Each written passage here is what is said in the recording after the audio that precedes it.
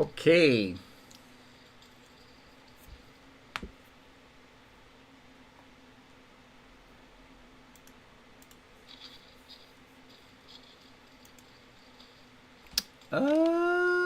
Why? Where'd all my coarse powder go?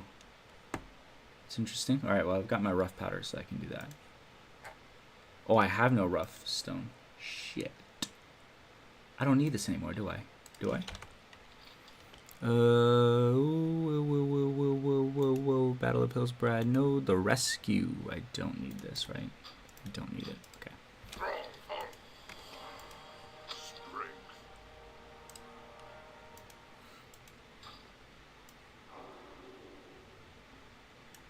Okay.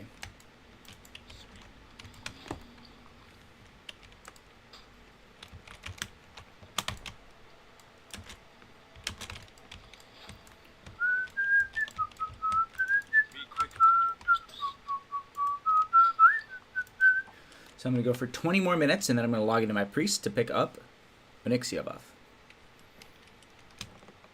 This stays. Spend our trash. That is trash. Don't need that. Crisp spider meat. Don't need. Gray bear tongue.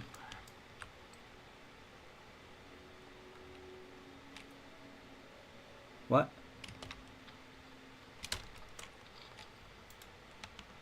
Oh, I haven't finished it. That's why. Okay, so I've got to finish that.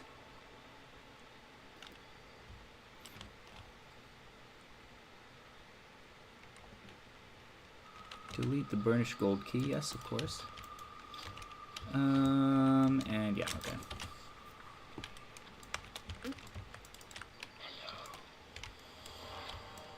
All right. We're hitting KPIs today. Speed leveling. At my own pace.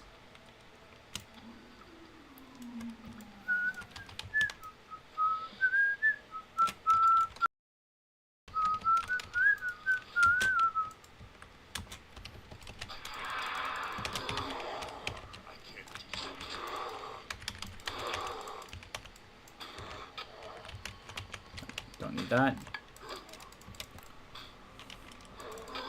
Didn't realize that my rend missed. Alright, what do I need? I need hot spices for big bear meat. I'm gonna dump out this rage on the next mob I see. And or just wait for it to tick down. It's probably just gonna tick down.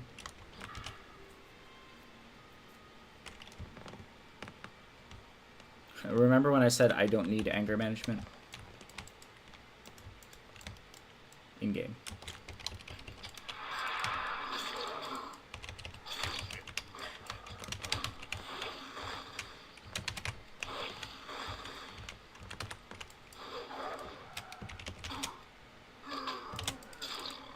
It's fine. I should be using this first.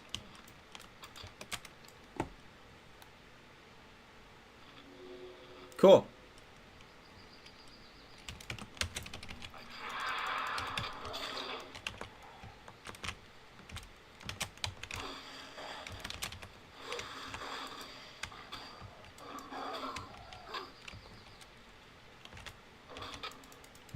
Okay.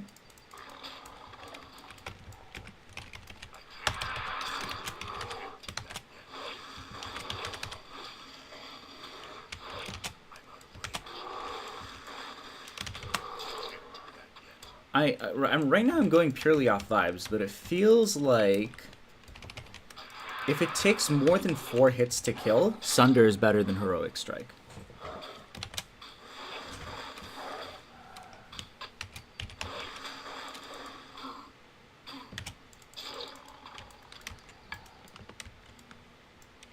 That's where the vibes seem to be.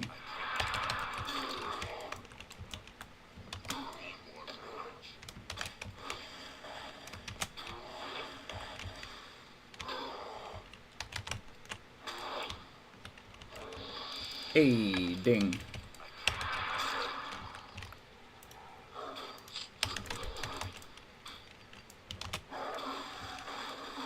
Oh, nice. We take those.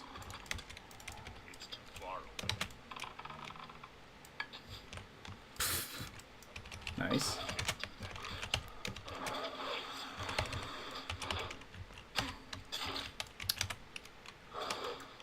Am I supposed to stop rending?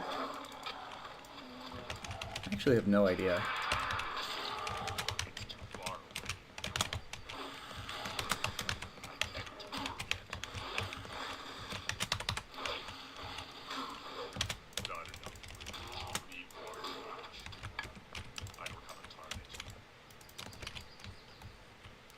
Let me actually Google it.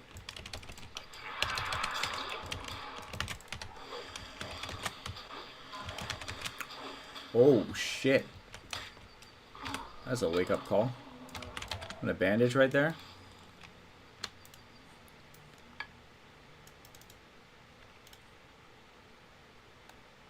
Remove. Warrior.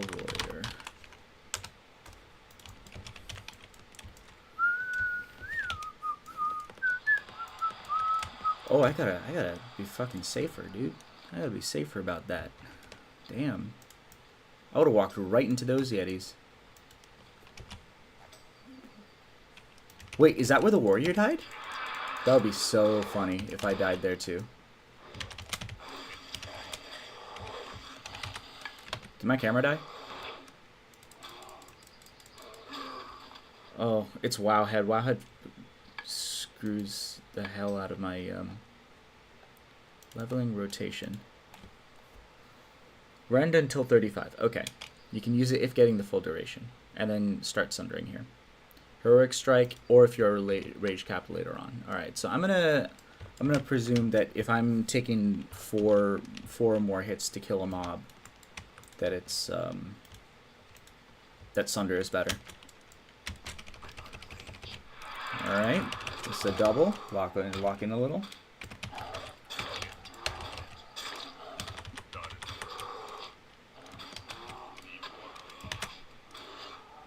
I got it, bro.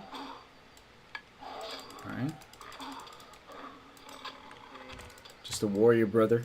Helping the warrior brother out.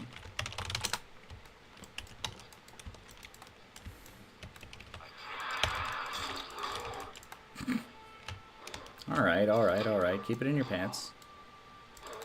I am self-found.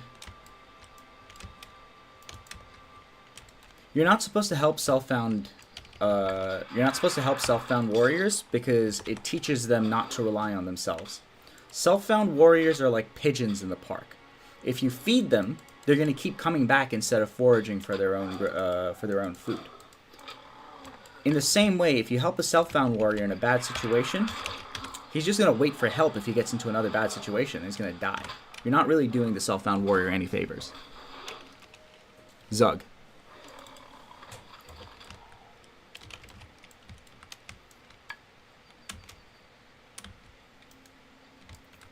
Hillsbrad Fields. Okay, there's a mining node there.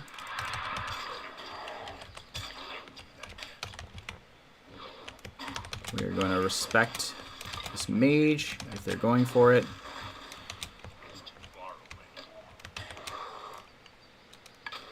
But we are right there for the putback. Nope. Clearly not going for it. So I will go ahead and help myself.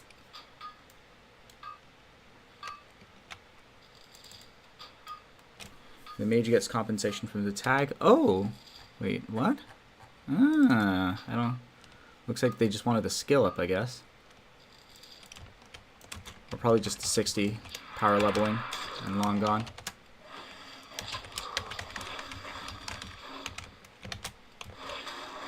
Bam. Okay. I need to have more 360 vision when I'm doing this stuff.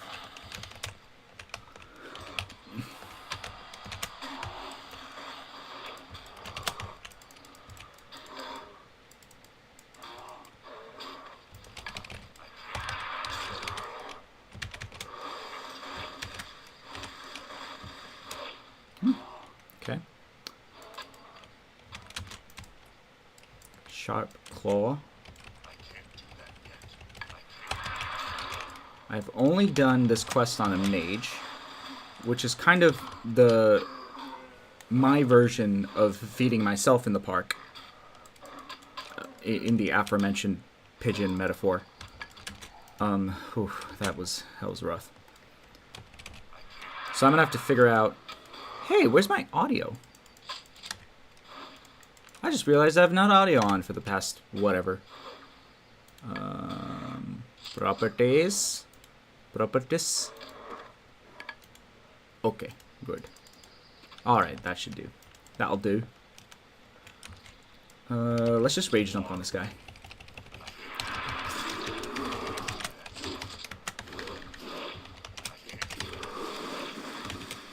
Bam. Easy. Got a gray bear tongue out of that. You gotta practice your rotations as warrior. So that I can inevitably choke on yetis again.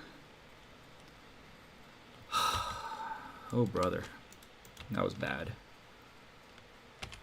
Footman, farmhand. Foothand, farmhand. Wutam. Durotan. Tailor. I don't need a tailor. I don't need a jailer.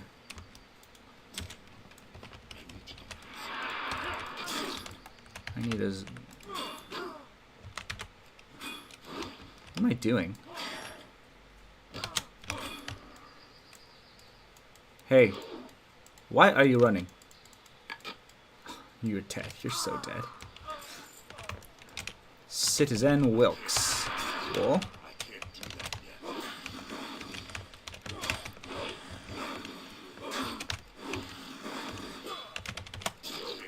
What? Troll. Let's put that there. And we'll grab this. Oh. It's actually Shift Z, Control Z. Bam. Okay.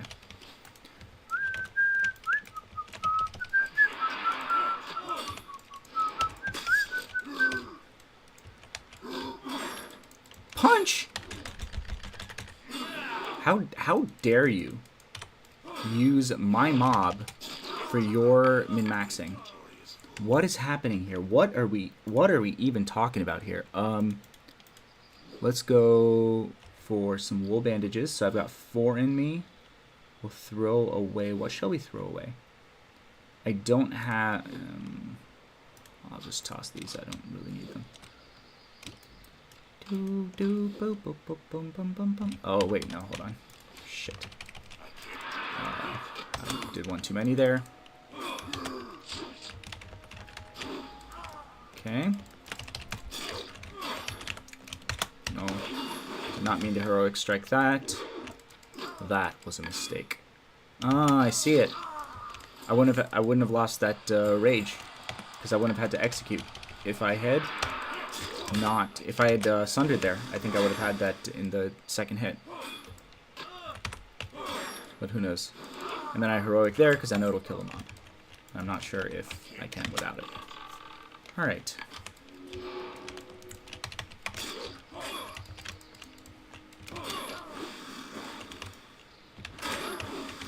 I should probably kite this guy toward... What's his name? Hey, no, that's not... I'm trying to kite you, asshole. You stupid. Stupid. Farmer gets. More like gets out of my lair.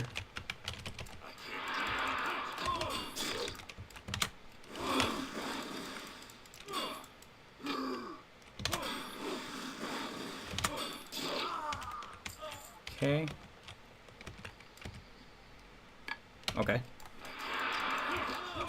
Okay, we'll just drop one of these for safety and one of these before we start rage dumping. I'm disarmed? Okay.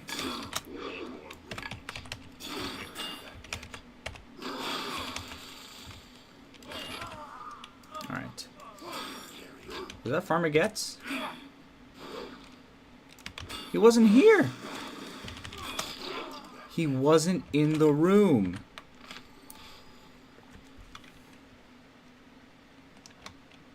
Sweet. Linked chain pants. I'd certainly hope they're linked. Otherwise, like, what the hell kind of pants aren't linked?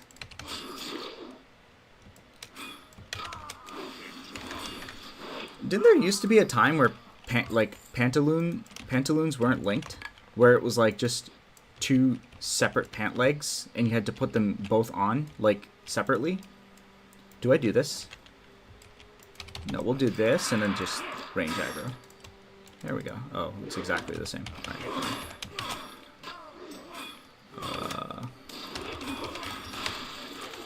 Okay. Okay.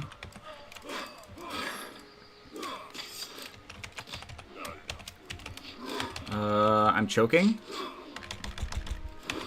Just kill. Just go get kills. Okay.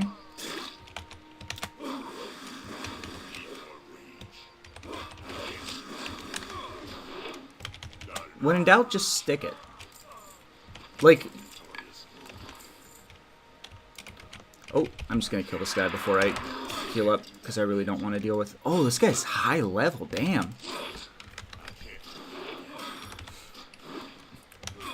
I'm starting to realize what my liability as a warrior is going to be, which is the penchant to freeze up when you panic. I'm going to use this because I really need to get rid of that stack. The penchant to freeze up when you panic is really bad for warrior because, like the best thing you can... it seems like the best thing that I can do as warrior when I get into, like, a rougher situation is... just make sure this guy keeps swinging his axe, right? I just need to swing the axe.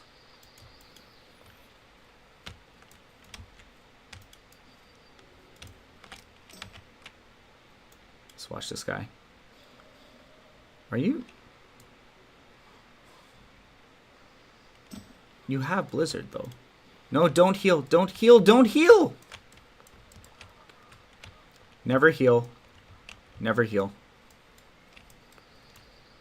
Clean this one up. You good? Yeah, you're good. You're good. You're totally fine. You're totally fine. You got full health. That's all that matters. Easy. Yay.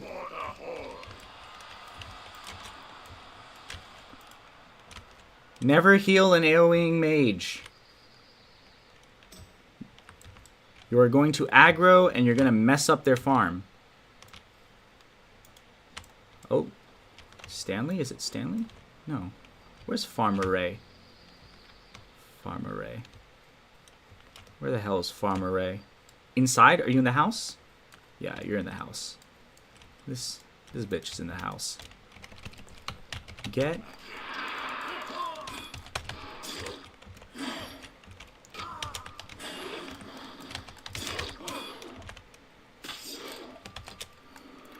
Stop disarming me!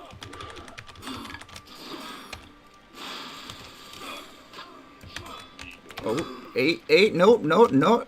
No run, no run, no run, no run, don't run, don't run. Alright. I'm done double pulling these guys. This actually scares the hell out of me. Because I don't even have my own retaliatory disarm against them. I really want to use that, but I don't have the whatchamacallit for it. Let's actually do that.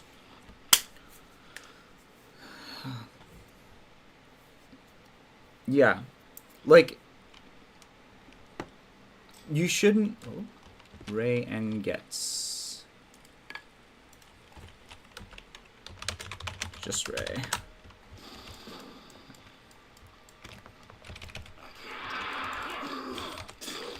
Why did I slow him? Ba-bam.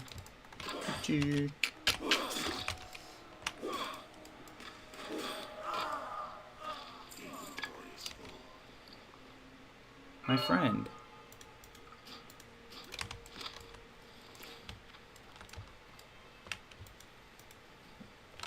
It's dangerous to go alone. Take that.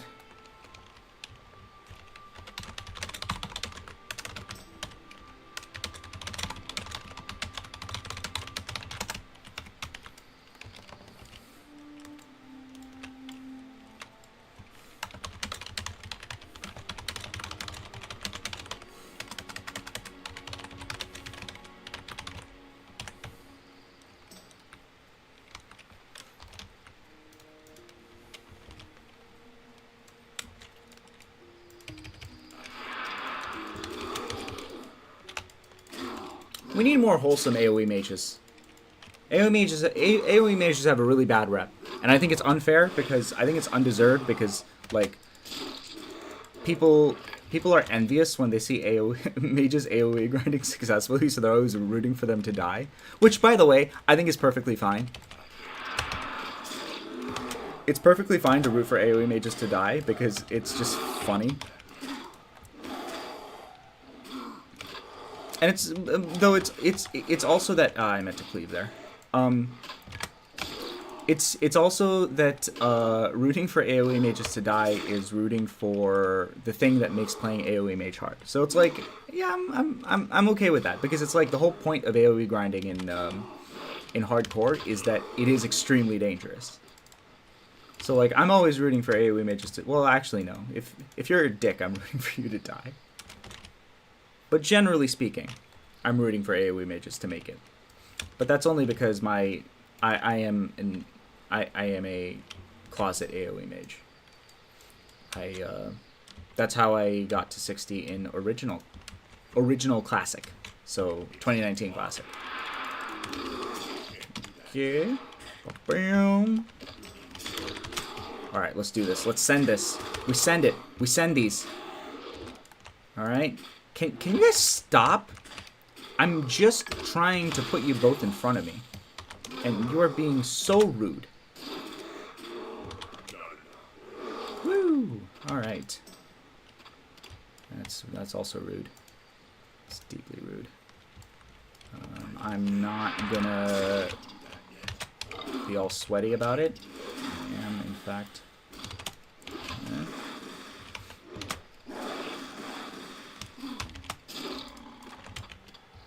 Okay. Oh, I gotta be careful.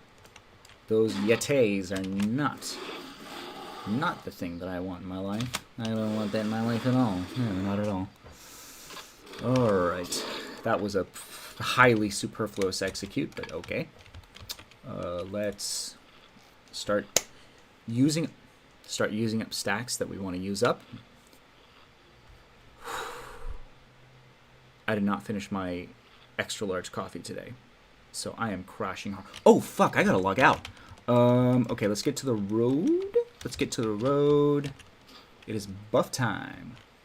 It is buff a time for not this guy, not Victory Villain. It is buff time for some other bitch. For my priest. Let's get on my priest. Go get some buffs. I'm gonna go get some buffs, and then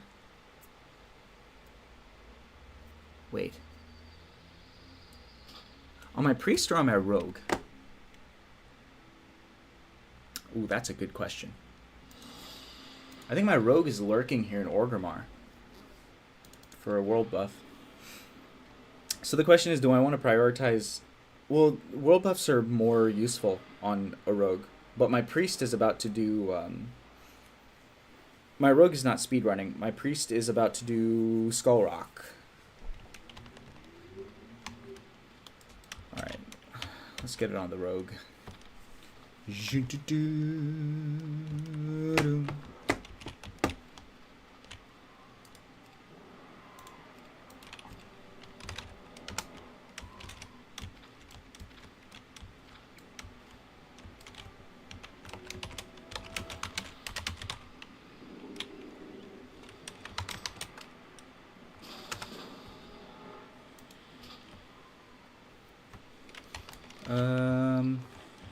Do I have any cash on this guy?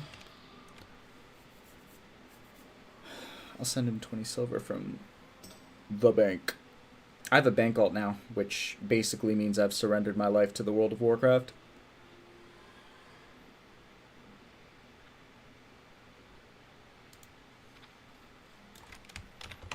Can I grab priest and druid buffs, please?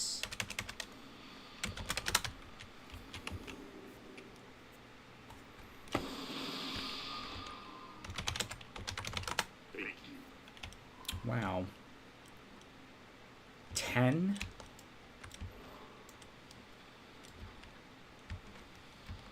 Y'all got any of them buffs?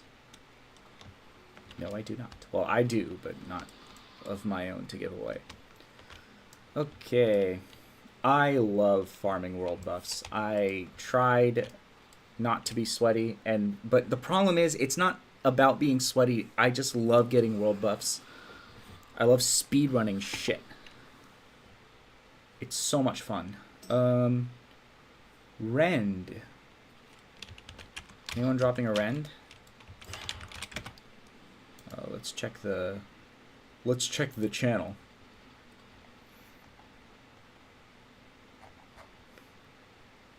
Ugh. Dropping rend at 5:30 p.m. ST with Despair's Onyxia. What? There's a 5:30 whatchamacallit? There's a buff at 5:30? Or was that a different time? Despair dropped a buff? I don't see one. I don't see anything. Maybe I didn't scroll far enough. No, I am very far scrolled. Very far scrolled.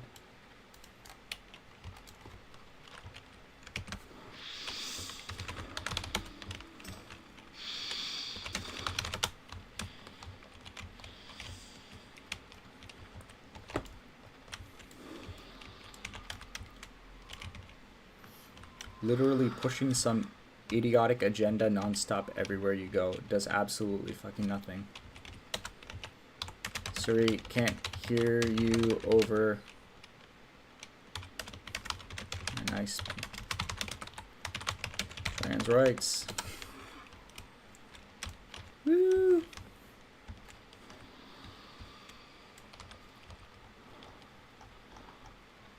What rights are they lacking? Well, the basic right to medical care that allows them to, you know, live.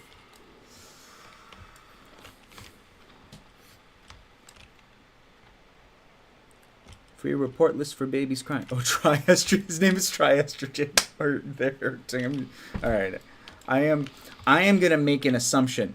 I am going to, trigger warning, assume her gender and presume she/her pronouns. All right. Now, does that mean that she does use she/her pronouns? No. But I'm not the person who goes around being like, oh my god, hi, what are your pronouns? This is actually a little rant. Oh, there is a rend dropping. Very nice. Very, very nice. Beautiful. Where is the...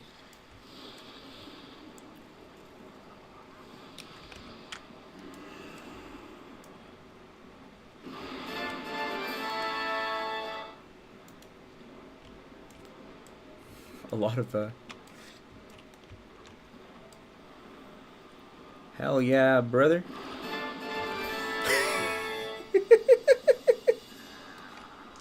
just dropped 3 rends in a row. All right. I can't believe her name is triestrogen. I love that. That's legendary. What was my rant about to be about? Where are we? Innkeeper Renee, Silver Pine Forest. I need to train Kick.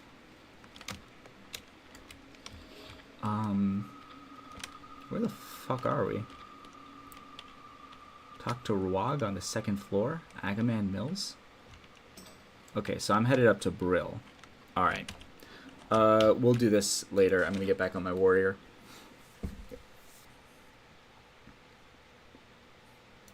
Alright, just in case I got aggro, just gotta make sure.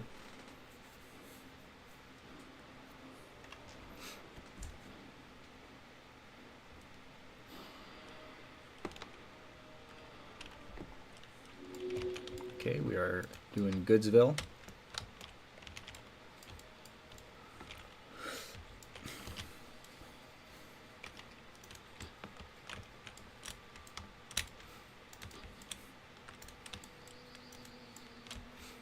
So one of the weird things, so like I think ContraPoints used to ramble about this. which is just the really weird, how weird it must be to be at like in academia or like in a college or university setting, and everyone goes around like giving you their pronouns, and like it's all like, hi, what's up, I'm Andy, he, him, and then someone else is like, hi, what's up, I'm Andy, she, her, and the other one's like, hi, I'm Andy, they, them, and like the whole time it's just like, yeah, I mean, I can tell. We can tell the they thems from the she theys and the they he's.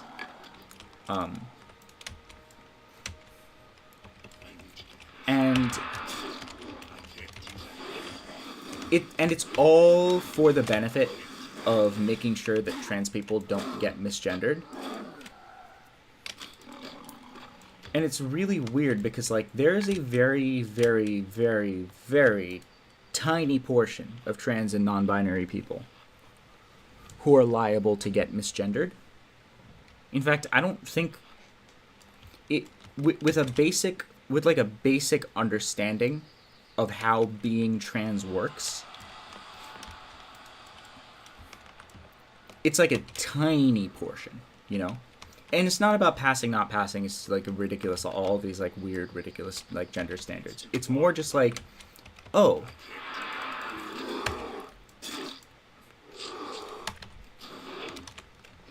binary gender expression is very easy to tell. Yeah? Like, for example, those who watch the stream know that I usually have a beard. And when I usually have a beard, people are going to he, him me. Now, I used to go by they, them pronouns. But I would never be bothered by being he, himmed when I was going by they, them pronouns. Mainly because, like, I wouldn't sport... It's a rare thing, not that it doesn't happen, but it's a pretty rare thing for someone who is male passing, cis passing, but non-binary. If I'm expressing with all of the gender markers of a man, but my pronouns are they, them, like, I'm not begrudging anyone he, himming me without me specifying, like, oh, hey, these are my pronouns, by the way. Now, obviously, that doesn't speak for everyone, but, like, what? Oh, right, okay. Just do that. It's just like a, you know, it seems like a weird ritual. Now, I don't think it's a bad ritual, because the thing that happens in colleges is a lot of people who have probably never actually interfaced with basic social customs around interacting with transgender people are now interacting with transgender people for the first time. At which point you have to do some of the perfunctory stuff, right? You have to do some of the, okay, we're all going to go through the process of talking about pronouns as if they're a thing that actually requires talking about. And that makes perfect sense. It also makes perfect sense that someone would feel weird around that. That someone who has been trans been trans and out, right? And expressed as their gender for a long enough time would feel very strange in that kind of an environment. So, like, people, I think especially people in, like, postgraduate programs who are in an academic context, but the academic environment is designed around, like, in terms of the inclusivity element of it, it's designed around initiating undergraduates, and undergraduates are very often interacting with these customs for the first time. So it's going to be a lot more... restock on food. I don't need food. I don't need food at all. We're gonna wait to buy the wild hog shank. Or am I? Should I just get a stack of this?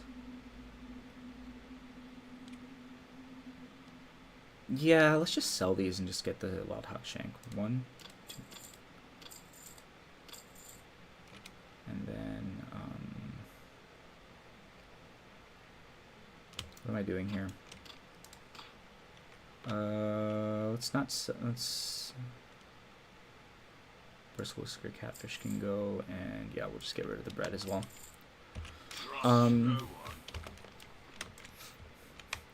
But I think it's a little important not to mistake those customs for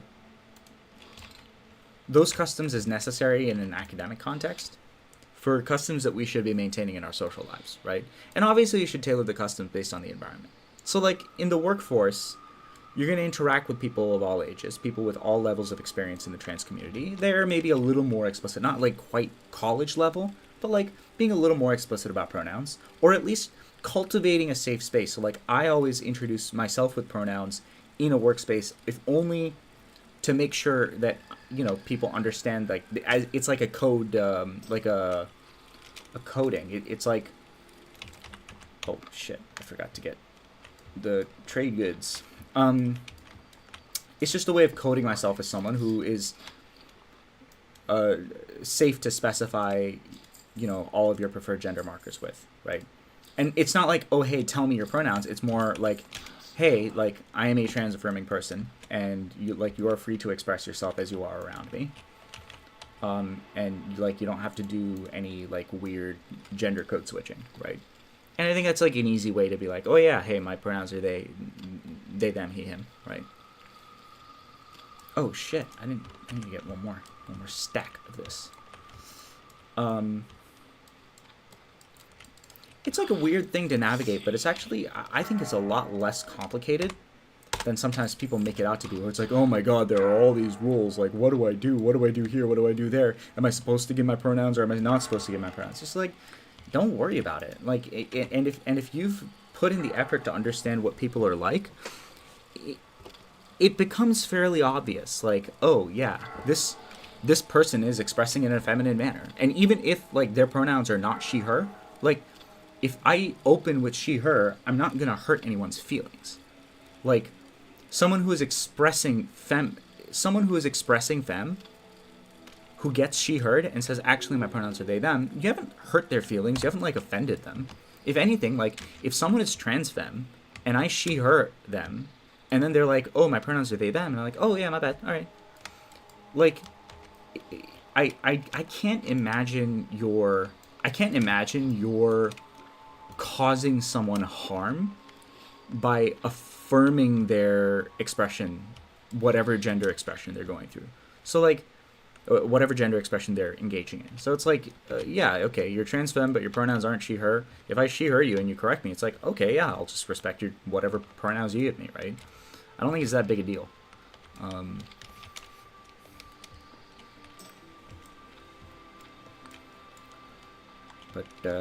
But yes.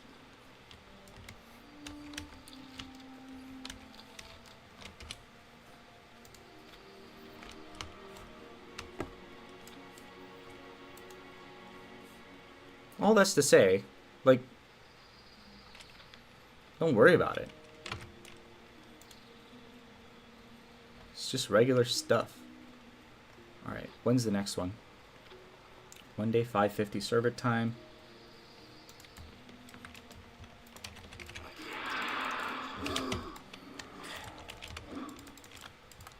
Last strength potion. Oh man. It's a long ass global cooldown.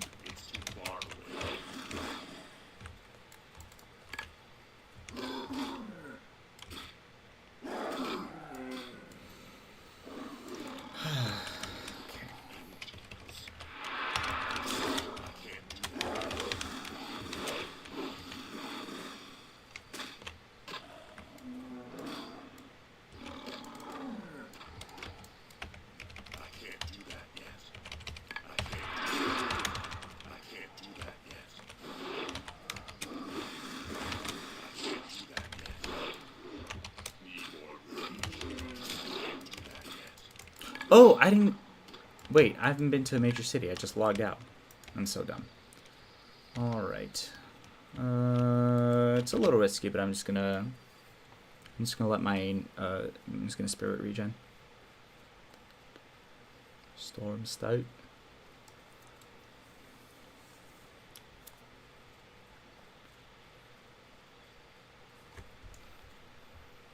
Alright. Little work schedule for tomorrow.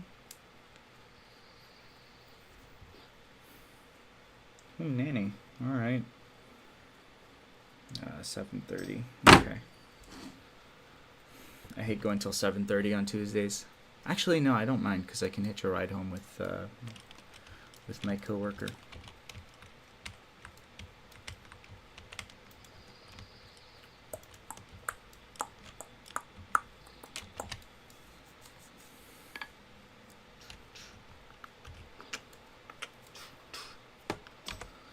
What is available? 26 is usually a pretty... Alright, let's not social aggro this guy. Thank you, sir. Available but missing requirements. Okay, I see. Available now. Mocking Blow, rank 2. Dual wield I don't need. Disarm could be useful. Challenging shout I will need for... What's my next instance? Probably Shadowfang Keep. I'll need that. Unless I DPS for it.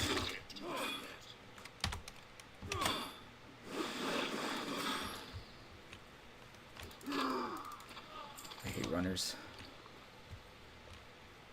Dwarven Mild, they're both 552s, okay. What's that steak I made? Here you are.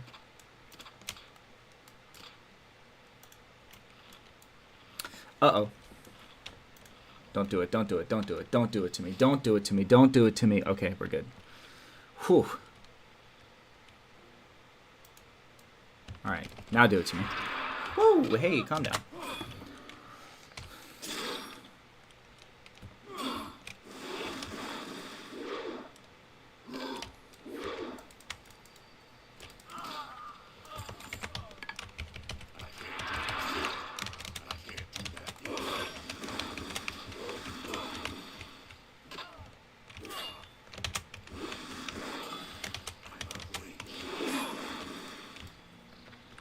I wonder if I'm only supposed to do like 3 sunders or something.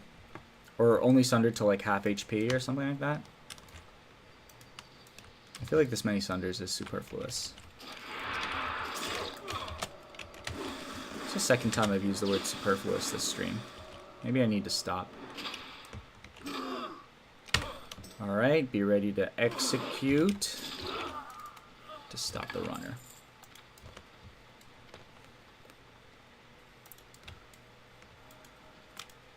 Pharmacolaba there? Oh, Blacksmith Varrington. Verily. Let's go. Wait, no, I don't need Blacksmith Varrington. Why are you... Oh, maybe it's just so I'm aware that he's there. Farmer Kalaba. Please don't, please don't, please don't take her. Oh.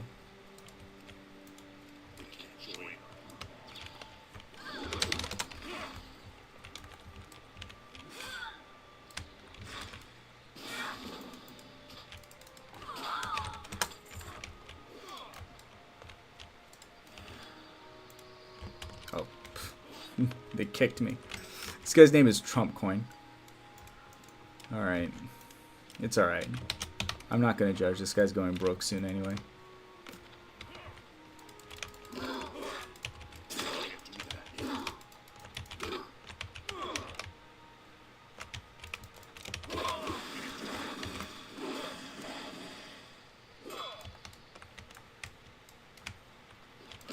Alright.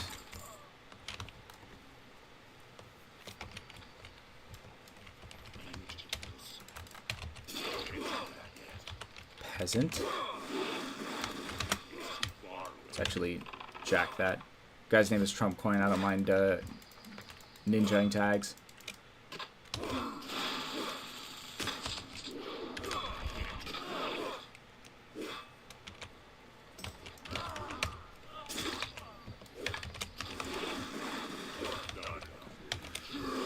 All right.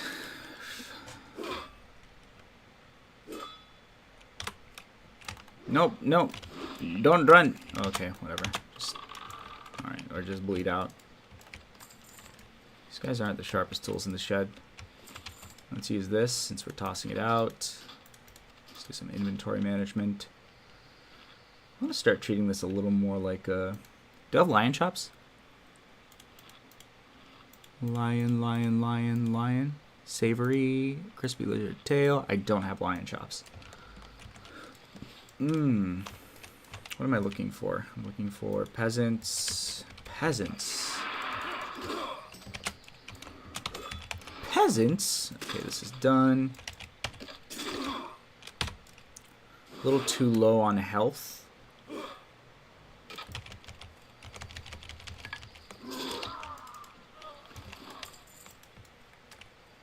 Is that a peasant? No, that's a farmer. It's a farm hand. Do I need farm hands? I don't.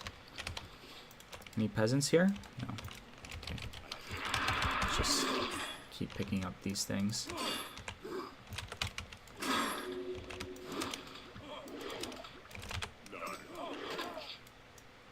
Yeah, I'm really feeling the whatchamacallit difference.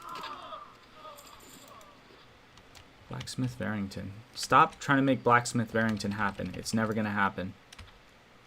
Wait.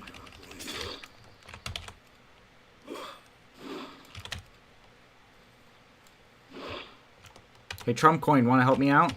Just kidding.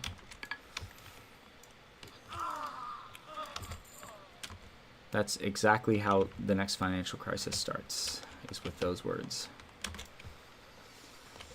Anyway, what are we doing here, man? What are we talking about? All right, where are we going? Where are we even going, man? All right. I follow the arrow, no matter where it takes me. All right. Oh, Jesus. Should I drop a cheeky AOC 2028 in chat? No, this guy's gonna grief me if I do. These are people without shame.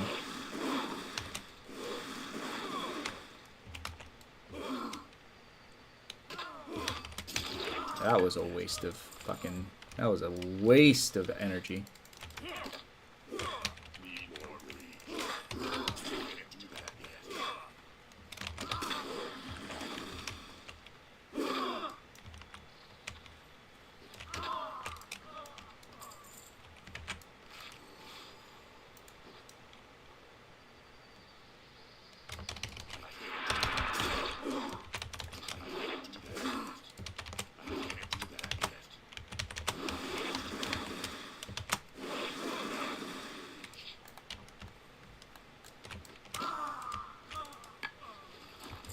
Human skulls, dude. Check out them human skulls. I'm gonna... Okay. Oop.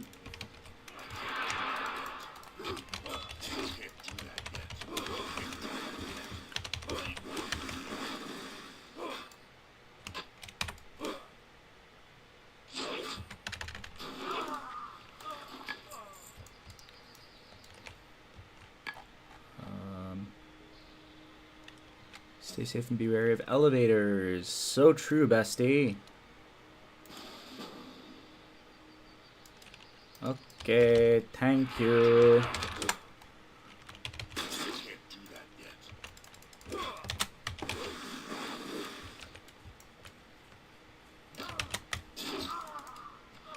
Oh, this guy's got a little automated you're welcome. That's really that's so wholesome. That's so wholesome. All right. Ooh, that's one quick. What? Hello, sir. I haven't even gotten the chance to talk to you about our Lord Jesus Christ. There we go. All right. Oh, excuse you. All right. We're gonna stay put here. Maybe. That lion is going to path back this way. I got to be careful. Oh, hello. You guys just keep on coming. Oh, no, that's not good. That's not good.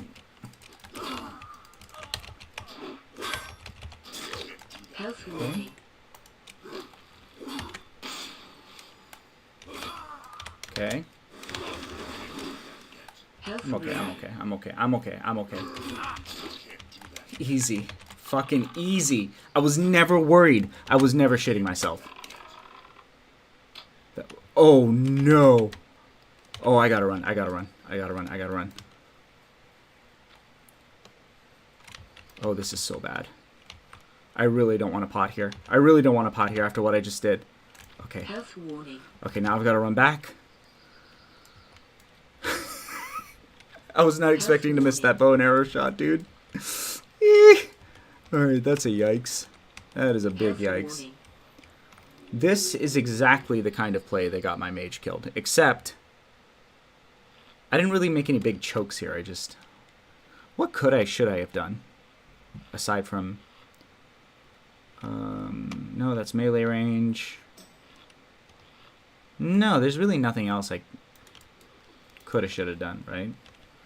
Farmer Kalaba.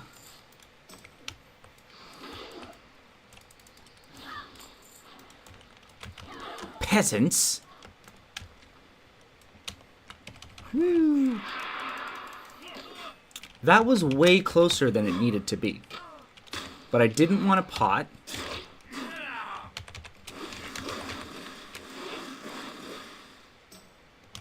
And you know what? It's more fun that way. It's more fun that way. Let's be honest. It's more fun that way. Dying is more fun than being alive in the World of Warcraft. In hardcore WoW, honestly, like, this one I'm going to be a little more careful. Let's do... Yeah, let's just wait for him here and then pull him away. No, no, no, no, no, no! Okay, we're good. I don't want to take on 2 yellow mobs, and because these guys disarm, right? They were disarming. Some of them disarm, some of them don't. I really don't want to, like... They run at such high health. It's insane. He's running right into his buddies.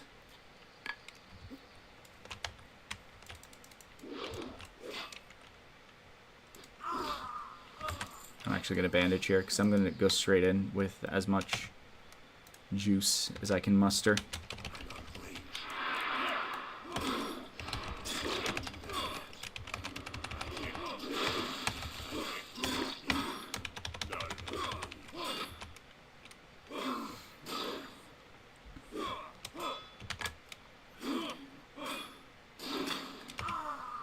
Okay, no, no, no. Okay. That's enough. Alright.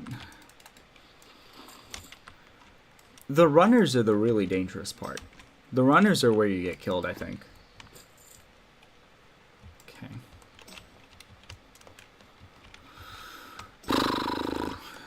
Okay.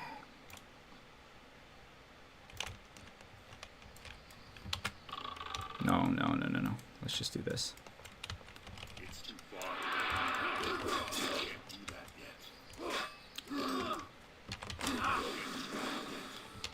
Like, if I wasn't doing a speedrun track, I would be doing this quest at, like, 28 or 30.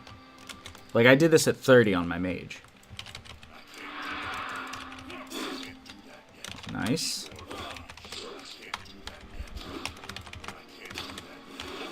No. I hate you. Like, you're barely low health. Why are you running that? And, yeah, just right into him. Right. Okay, well, I count my lucky stars. I don't know what I do to prevent that. Like, he's so high health. I can't do anything. There's, like... I mean, I guess I, like, stockpile rage at first. I don't sunder as much. No, I should sunder here. And then stockpile here. Do this. And no melee weapon. That's great.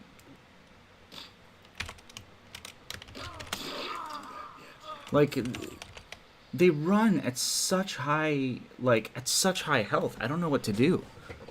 Like, that's way too high health to be running. What is that, 20%?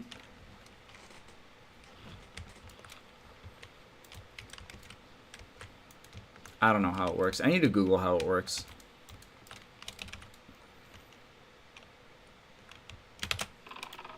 But I'm gonna play like way more careful here.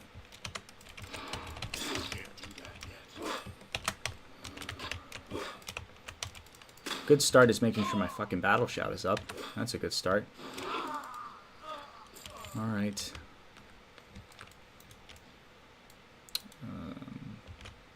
That's too much.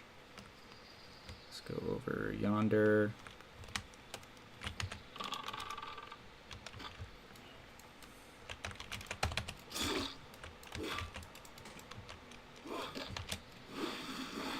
All that talk about how it's more fun being brave, but there we go. Held my overpower so I could chain it with execute. That is solid play. Don't need that. Oh, whoopsies. Okay. Oh dear. Oh lord. Okay, hello? What kind of a stun is that? Jesus, and now I'm dazed? Okay. Alright. Whatever.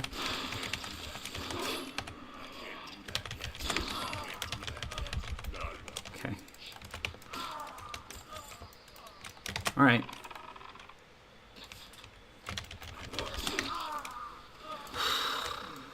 Okay. No retell.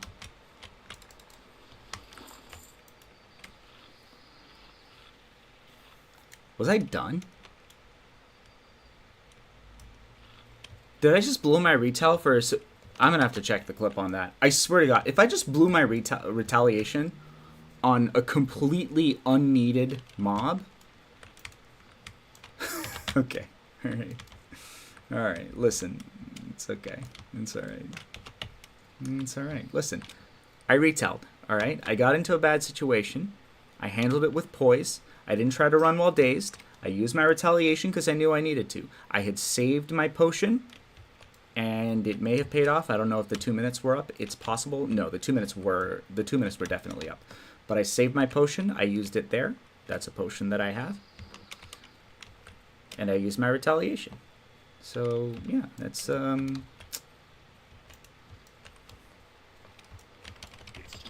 can't wait for the comments. This goes on hardcore moments, the comments of like, wow, you must have been playing warrior since original build, because it's way better than your mage. Your mage sucks shit. Alright. Little do they know. I've been a mage main since the Wrath of the Lich King, alright? It's crazy. It's crazy. I was gonna run headfirst into the Yeti. You can get a buff and then drop it to the Yeti. What if I run into this Yeti trying to avoid this bear? That would be so funny. That's exactly how I'll die. That's exactly how my warrior dies. Blowing retaliation, just clutching out a solid triple yellow fight, and then just running headfirst into a Yeti. I think that's my style, really. That's my fucking style.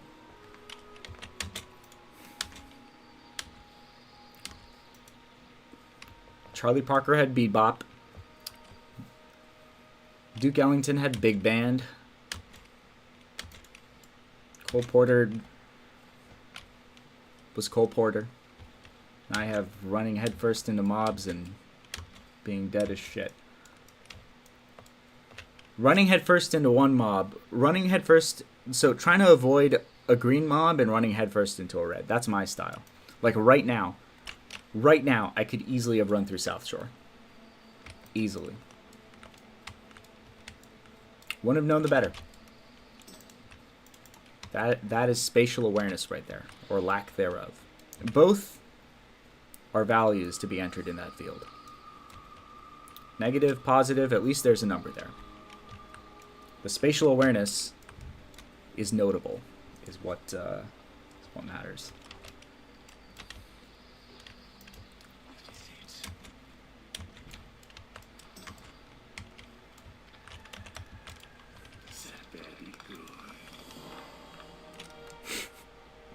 It's the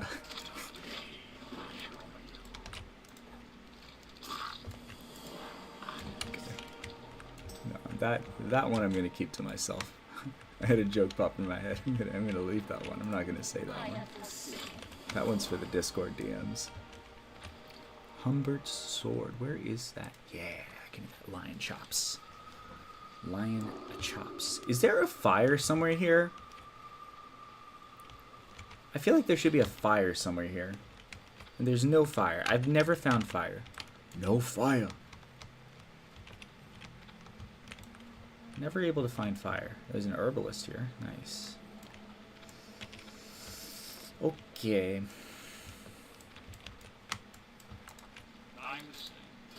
Let me repair your wounds. No. Okay. Gloves of brawn. Gloves of brawn. Put that there. Alright. What else do I need to... I do have a fishing pole. Where did I get this from? Did I always have it? I was trying to fish. I explicitly remember I was trying to fish when I got here. And I couldn't find a fishing pole. Maybe, I guess maybe I went to Undercity and then I flew back and I didn't have time to fish. Maybe that's it. Oh lord. Okay, we have to go back to Hillsbrad Fields. I almost just died there. Do I log my retaliation back? I've got other characters to level. I can go on my rogue. But that is not the Jedi way. No. That is the coward's way. I'm not going to go the coward's way. What time is it? It's 8:25. Okay. I think I'm going to log soon. This has been what? Oh, I've only been leveling an hour. Actually, no, it's about an hour and a half because I did Stromguard Key, right? Was it Durnhold? Durnhold. Stromguard is the hard one. Stromguard is the hard on.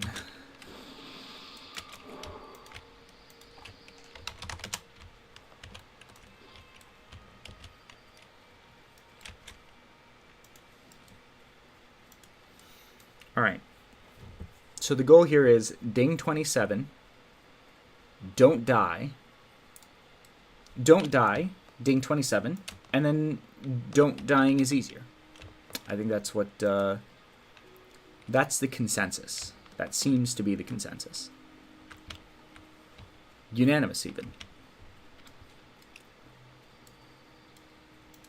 Bow, bow, bow, bow, bow.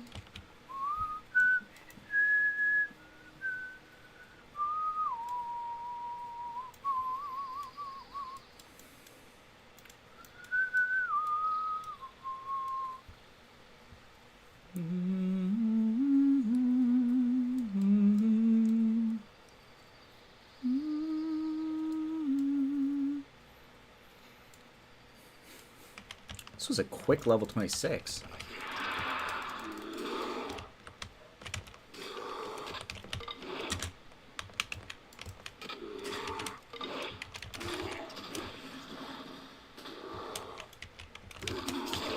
You know, I pulled that bear specifically with the purpose of building rage, and then I used execute. That's what is referred to as special brain. I have special brain. Let's find a place to eat. That looks like I am right in the bear path. I'm gonna eat right on top of the corpse of this freshly killed lion. Do do do do do do.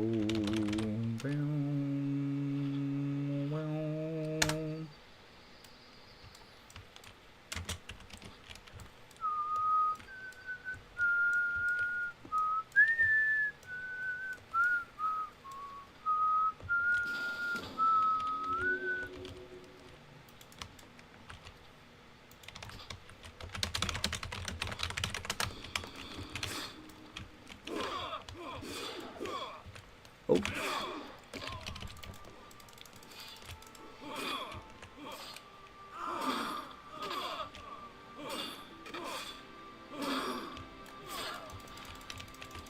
Build some rage, easy.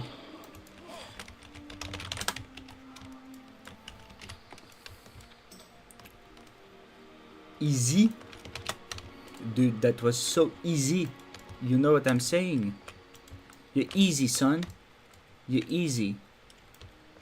Man, I'm really dropping health here. Stanley. Stanley's over there. It's alright.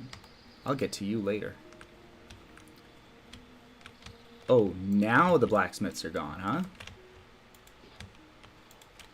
Okay, well.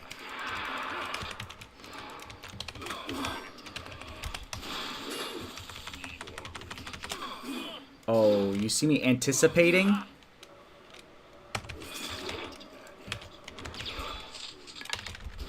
Okay. See me anticipating having rage for cleave and just using it? That was so sick. Alright, now we're gonna save up for oh, okay. Or just overpower. That's nice. Just give me the dodge. Give me the dodge and then I'll I'm just gonna camp. Should I camp this? Or should I layer it? I don't want to be layering unnecessarily because like it seems like a great way to die. A great way to die.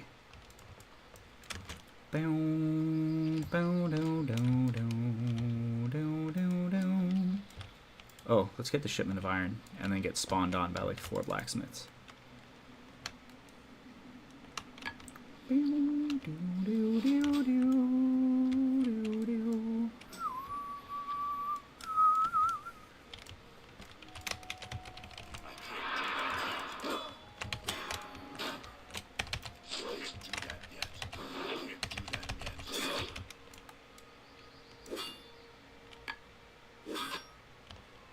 The footmen run? Man, that is cooked. You're supposed to be the ones, like, protecting the kingdom, or whatever, right? Hello, sir.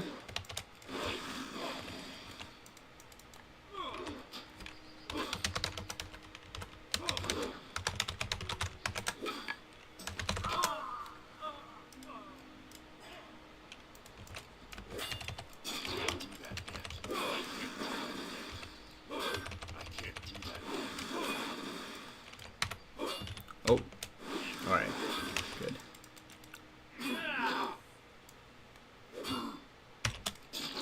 What?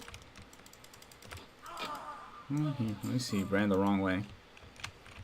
Won't begrudge him that. I'm just gonna eat up to full here. Got a Varrington. Is there more blacksmiths up? No, there are not. So let's do this. Let's pull him out of here, just in case. Why are you hamstringing when you're trying to... You're not kiting, dude. I am such a donkey, dude. I'm such a donkey. It's crazy how much of a donkey I am. Oh, okay, it doesn't run. Drop a heroic strike just to settle the kill. And we can... Let's come back for blacksmiths, right? I think. Let's go kill Stan. Whoa! Hello there. Hello there. Hello there. Hello there. I don't like the damage I'm taking right now. I'm probably fine. We're okay. We're okay. There's a councilman that spawns right here, so I'm gonna pull this guy over yonder. Over yonder. Oh. No! Invite, please.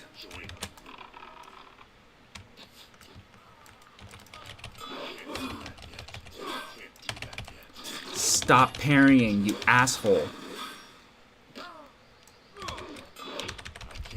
I swear to God, this guy's parries. I'm about to be so emo right now. I'm about to be so goddamn emo. Lord. Is he okay? I got a bandage.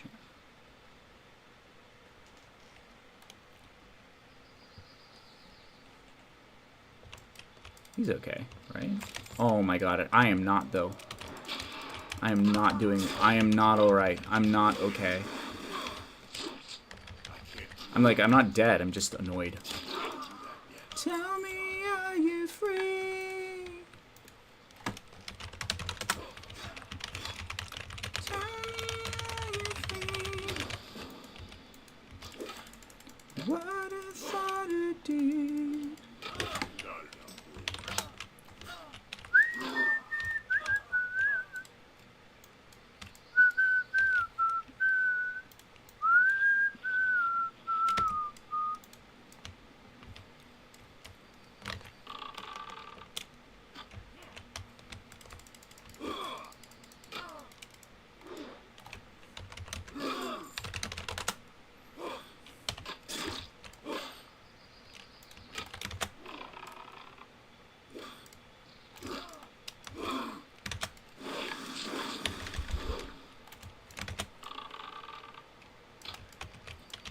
Oh, that's not good.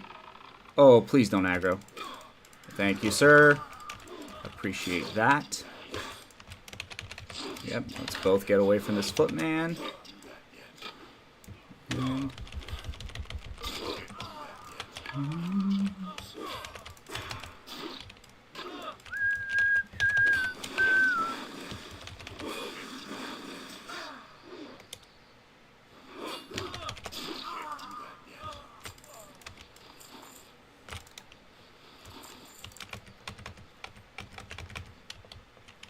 Alright.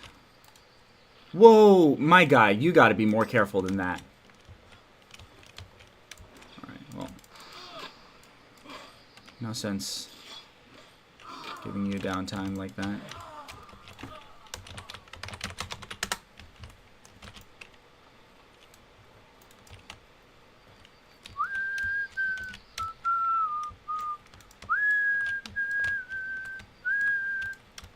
I'm gonna pull this guy away.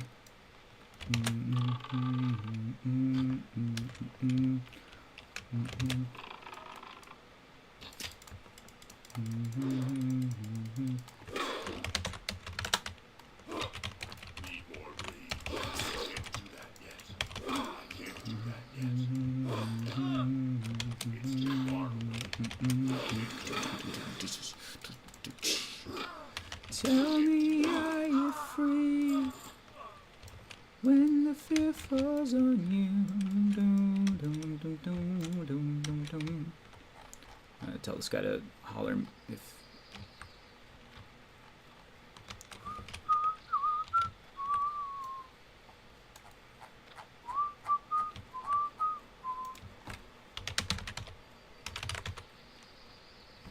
Okay. Oh, I forgot this thing enrages. Now you should be looking for an SFK. Okay.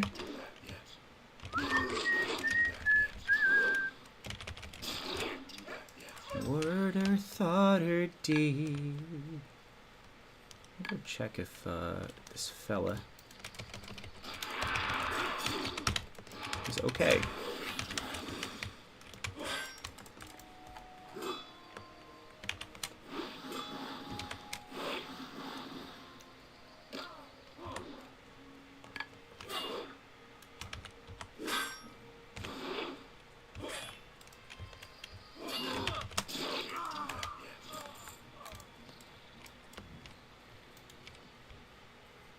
Joiners, Iceberg Slim.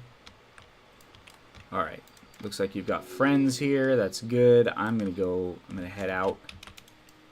I'm gonna head on over yonder. Now I should be looking for a Shadowfang Keep group. I'm not doing Shadowfang Keep tonight. We are not doing Shadowfang Keep tonight.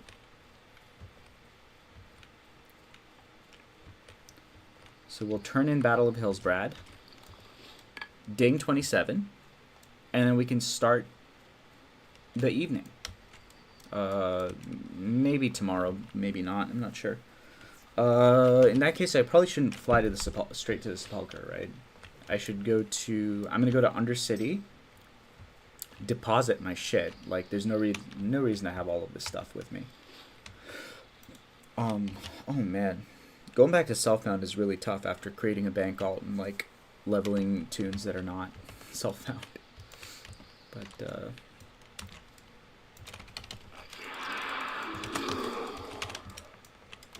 I was going to talk politics today, but...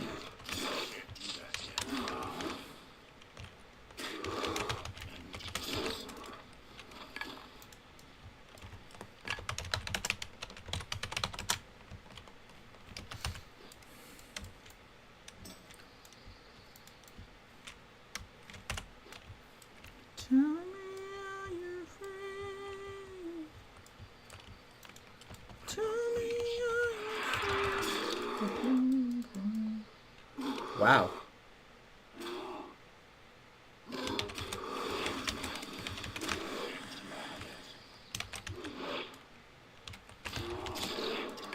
I might level my rogue. Watch a movie. Yeah, I might play the Onyxia play out my Onyxia buff off stream on the Rogue. And that seems like fun.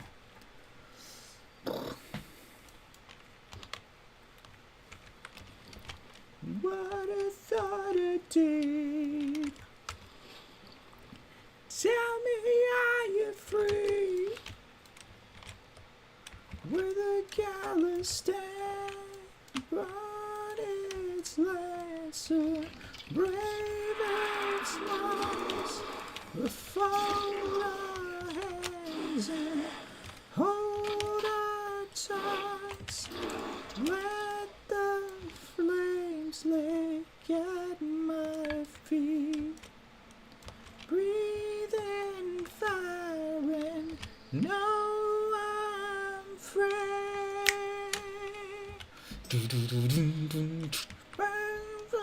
Da ba ba boom boom. Boom boom ba ba ba boom boom bum bum bum bum bum bum bum. No, I'm free. Wow.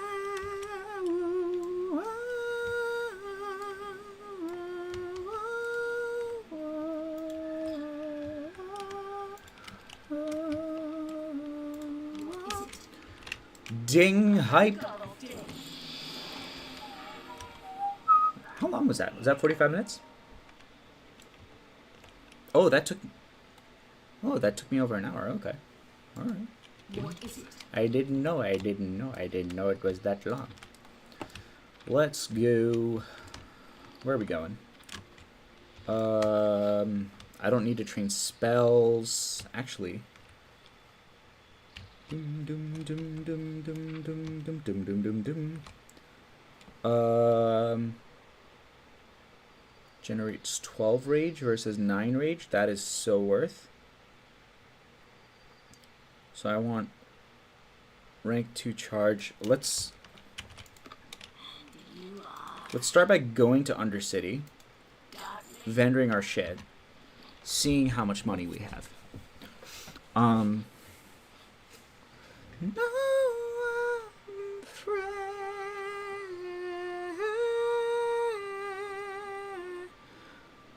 These healing pots are useless now, right? They're completely worthless. In fact, even this healing potion's a little underwhelming. Next, I'm looking for what? Greater healing? Greater healing. It goes greater, superior, major? No. Superior, greater, superior, major, no. Superior, greater, major? I'm missing one. No, I'm not. Yes, I am. No, I'm not. No, superior is after greater. It's greater. Greater is next. It's greater, then superior, and then major. Major is the heart-shaped one. That's the big one. That's the biggest one. I think it's greater than superior than major.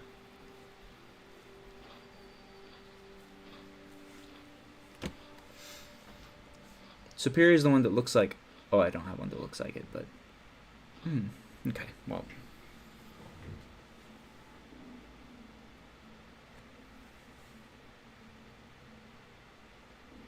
Well, either way, the minors are gone. Minor healing potion.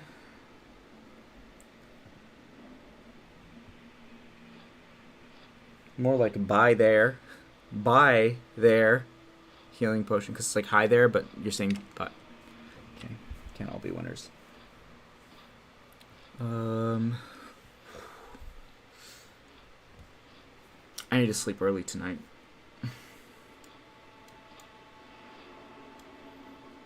I'm trying to be up on Thursday to canvass for Zohran Mamdani for New York mayor. If you live in New York, PSA.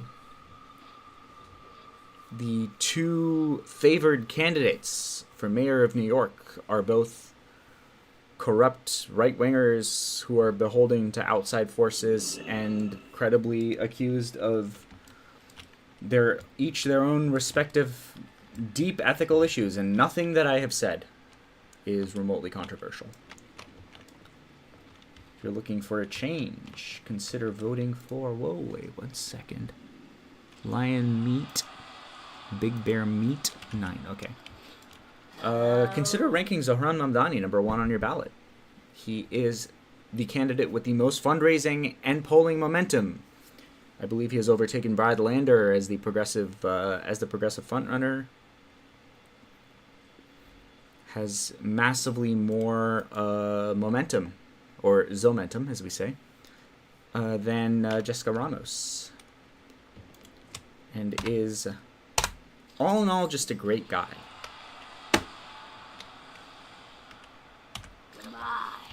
Kind of lives his life in public. That's the thing about activists as well, is that they're much less in the shadows. So it's like, you know, obviously, like, no one, you can never like fully know about anyone, including like your own family, but like there's an immense amount of accountability when it comes to like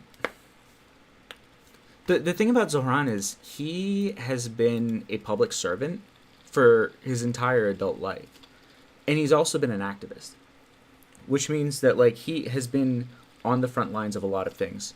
The first time I think I heard of him was, it was either the Not on Our Dime Act or it was the taxi workers' hunger strike. So one thing he did was oh shit, I'm at cooking 100. It doesn't matter. What is it?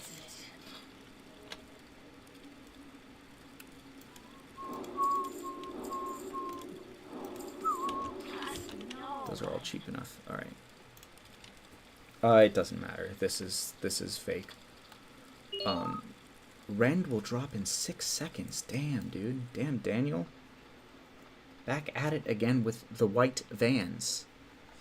What was that? What the hell was I talking about? Zohran Mamdani. Something Zohran Mamdani. Have the Book of Or? I don't have the Book of Or. Oh, I do have the Book of Or. Okay. So I didn't live in Astoria the first time I heard of Zohran. I think it was the Not on Our Dime Act. So way back in the day, way back in the day, it was not considered socially acceptable to oppose Israel in any form. This was way back in about 2021, where I can't remember what there was the assassination of Shireen Abu Akleh, which I believe was in 2022. There was some action in the West Bank, or maybe their annual invasion of the Al-Aqsa Mosque during Eid. Like they used to do all this like random shit. There used to be like this annual ritual where they would send the IDF into Al-Aqsa Mosque during Ramadan. And it was, super cringe, really bad. Spoiler alert, not the biggest fan of Israel on here. Myself, you're not gonna find that I'm a huge fan of that country. Not a huge fan of this country either, but I'm from this country, so I'm a little partial to it. And also,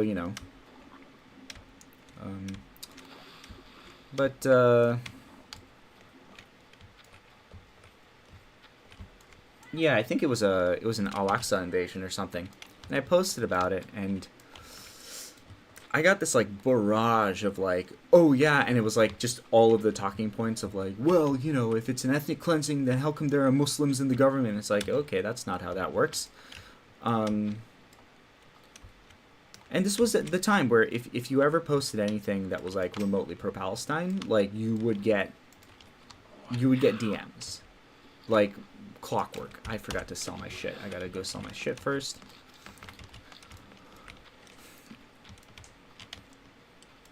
What was I talking about? Right. In politics, like, you were not getting any funding from any mainstream Democratic donors. If you were not critical of Israel, but like every criticism of Israel had to be like fully tempered and primed with, condemnations and how like the number one priority you have at heart when you criticize Israel is specifically that you have the safety of the Israeli people in mind, and it's only a secondary consideration that Palestinians should have any level of self-determination or dignity to their lives. And it was during this time that Zohran was starting the Not on Our Dime Act advocacy group, where he was advocating for a law, a federal law, basically saying that we were not going to fund Israel as long as they continued committing war crimes. And I think that was one of the more notable moments for me, was that like, oh, this is a half Indian, half North African man who, I didn't know all those things about him. But like, this is a, Muslim, half Indian, half North African man who's like doing the thing that like literally no person of color in politics is ever allowed to do. And yeah, he just like sent it. And what the hell is going on here? What? Does it want me to take anger management now? What was I supposed to have taken? Okay, let's see. And then the other thing, the next time I think I really heard of him was there was a high-profile suicide. Content warning. There was a taxi driver's debt crisis that you may have heard about, where Uber and Lyft started getting really big, and taxi drivers took out a bunch of loans, not expecting that rideshare would ever become a thing. And rideshare basically made it so that the taxi drivers couldn't pay off their fucking loans. Oh no, I'm doing it right. Anger management, then deep wounds. Okay. And that was really bad. Very cringe for the drivers. This is wrong. This is right. And so there was a debt-motivated suicide in the taxi driver community, and it spawned a massive protest by the Taxi Workers Association. And I believe someone, maybe it was the TWA, I don't know, but someone led a hunger strike, and Zohran participated in it. And that was a big moment of like, wow, this guy really walks the walk. And it's not like this is like a high-profile guy, right? This is not a person who stands to gain all that much, and he didn't gain all that much, except maybe like the respect of his constituents. But like, and like, so obviously there are many taxi drivers who live in Queens, and many of them probably live in Astoria. There is a taxi depot just a few blocks south of here. I don't know if that's part of his district.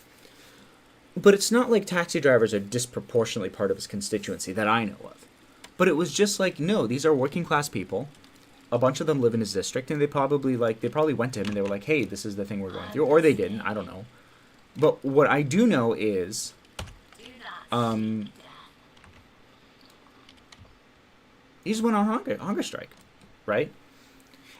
What's really interesting to that about that is like there's an activist tradition of putting your body on the line that I really admire.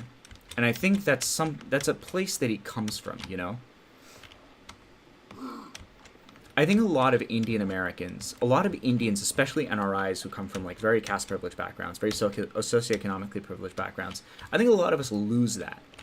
I think Ro Khanna talks a lot of talk in this regard, where like whenever he gets insulted or something, like especially on the lines of when he gets insulted by other Indians, or like on the lines of anything having to do with his like national origin, the first thing he does is appeal to the fact that like his grandfather was in jail during like the independence protests.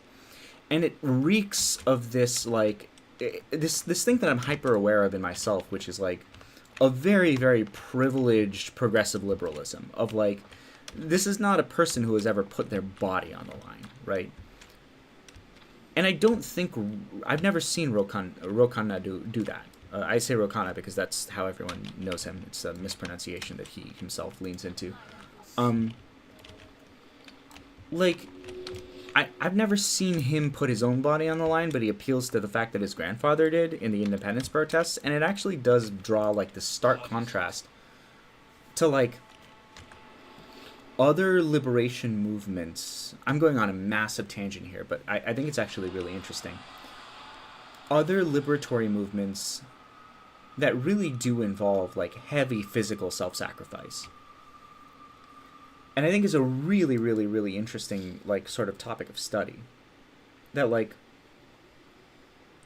there is a big tradition of Indian like of big tradition of like activism in the South Asian like historical culture, and that's one of the first things to get weaned out. It's one of the first things to get weaned out by this privilege funnel that NRI culture has seemed to be, right? You don't see many NRIs who like have that, who have that juice, for lack of a better term. There's a sauce to being like, you know, oh yeah, I'm clearly from an activist background. And for whatever it's worth, like, Zoran seems to have that sauce, while others seem to not. And it's a very interesting contrast. I don't have that sauce. It's a sauce I wish I had. I talk a big talk. I always feel like I don't walk nearly as much of a walk as I wish I did. I don't know. It's hard for me to trust somebody who plays up their activist credentials more than they have, you know, contributed. And I will weaponize the fact that, you know, I was a poll observer in the 2020 election. I went to one of the most like conservative districts in Philly. Like, the things that I did, I will use when I'm attacked by like random liberals of like, you know, oh my god, like I use that specifically against liberals who will be like, hey, you're one of those anti-electoral scumbags, and I'm like, actually, I did more to elect Joe Biden than you did. But I digest. That was the thing that really appealed me to him, was that no, this guy walks the walk. I can tell this guy walks the walk.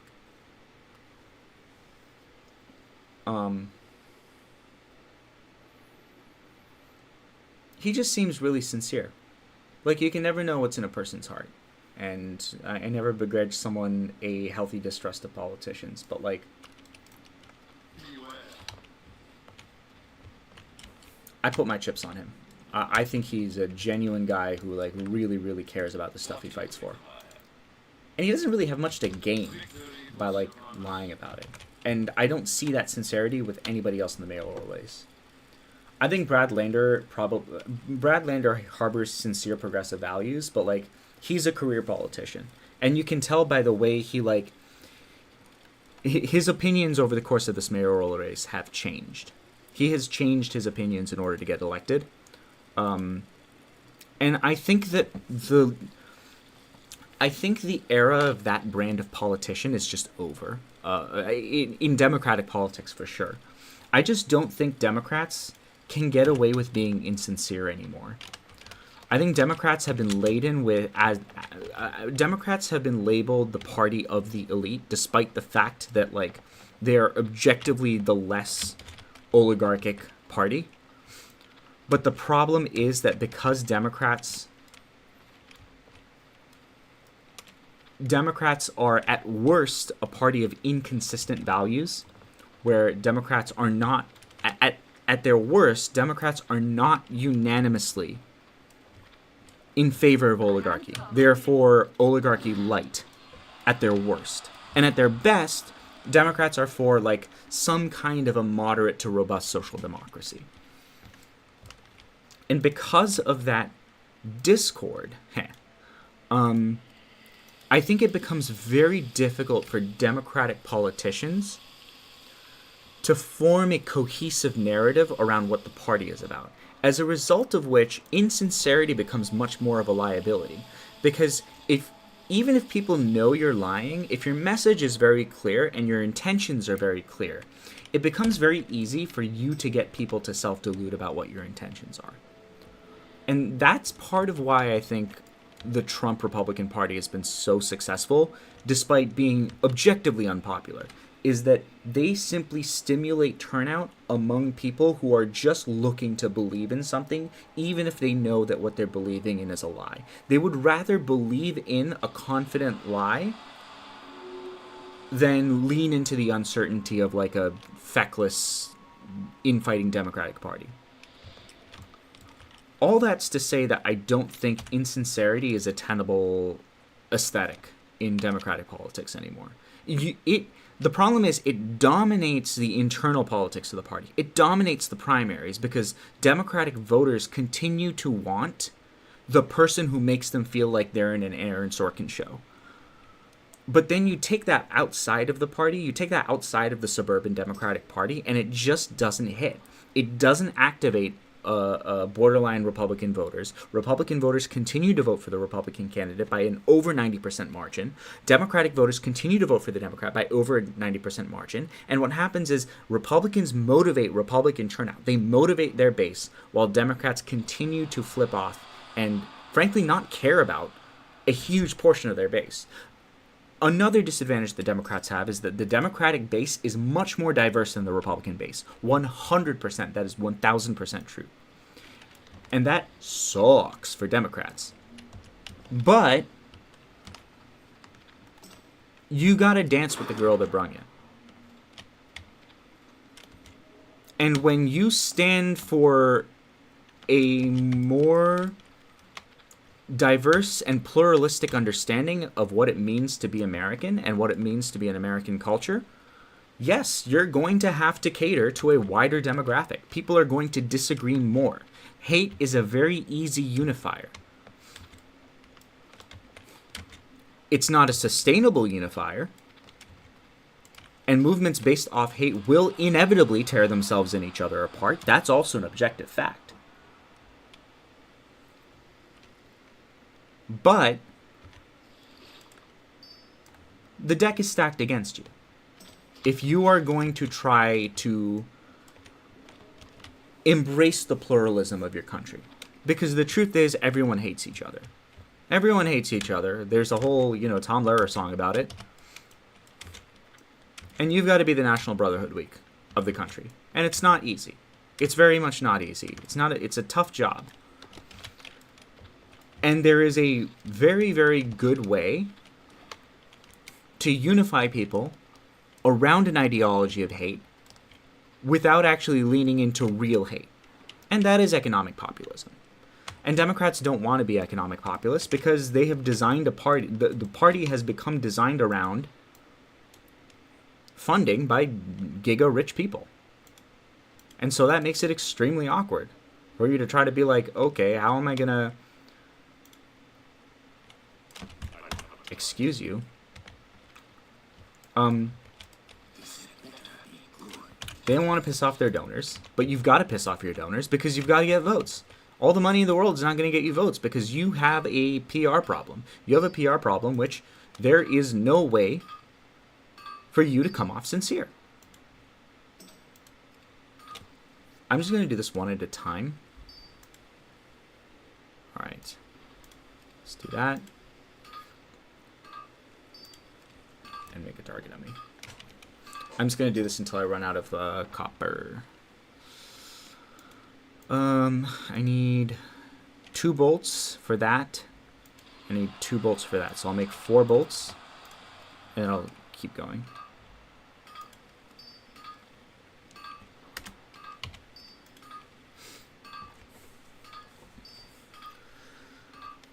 All that's to say, once more, that what Brad Lander seems to be going for in his mayoral campaign is he seems to be going for the standard Democratic vote, but he's running for the mayor of a city that swung toward Trump in record numbers, and it's not because a bunch of liberals suddenly voted for Trump. It's because turnout among New Yorkers for the Democratic Party is hemorrhaging. They are hemorrhaging their base. And I just don't think that doing the same shit of like feeding into right-wing talking points about immigration and crime is going to help.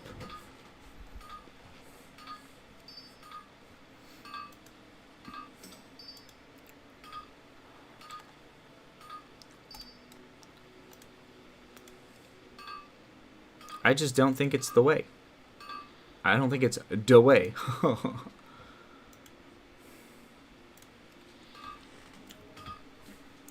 So that's my problem with Brad Lander, is that he is running a 2000s style Democratic campaign in 2025 when we need people to be a little more cognizant of the moment, I guess is the way that I would put it.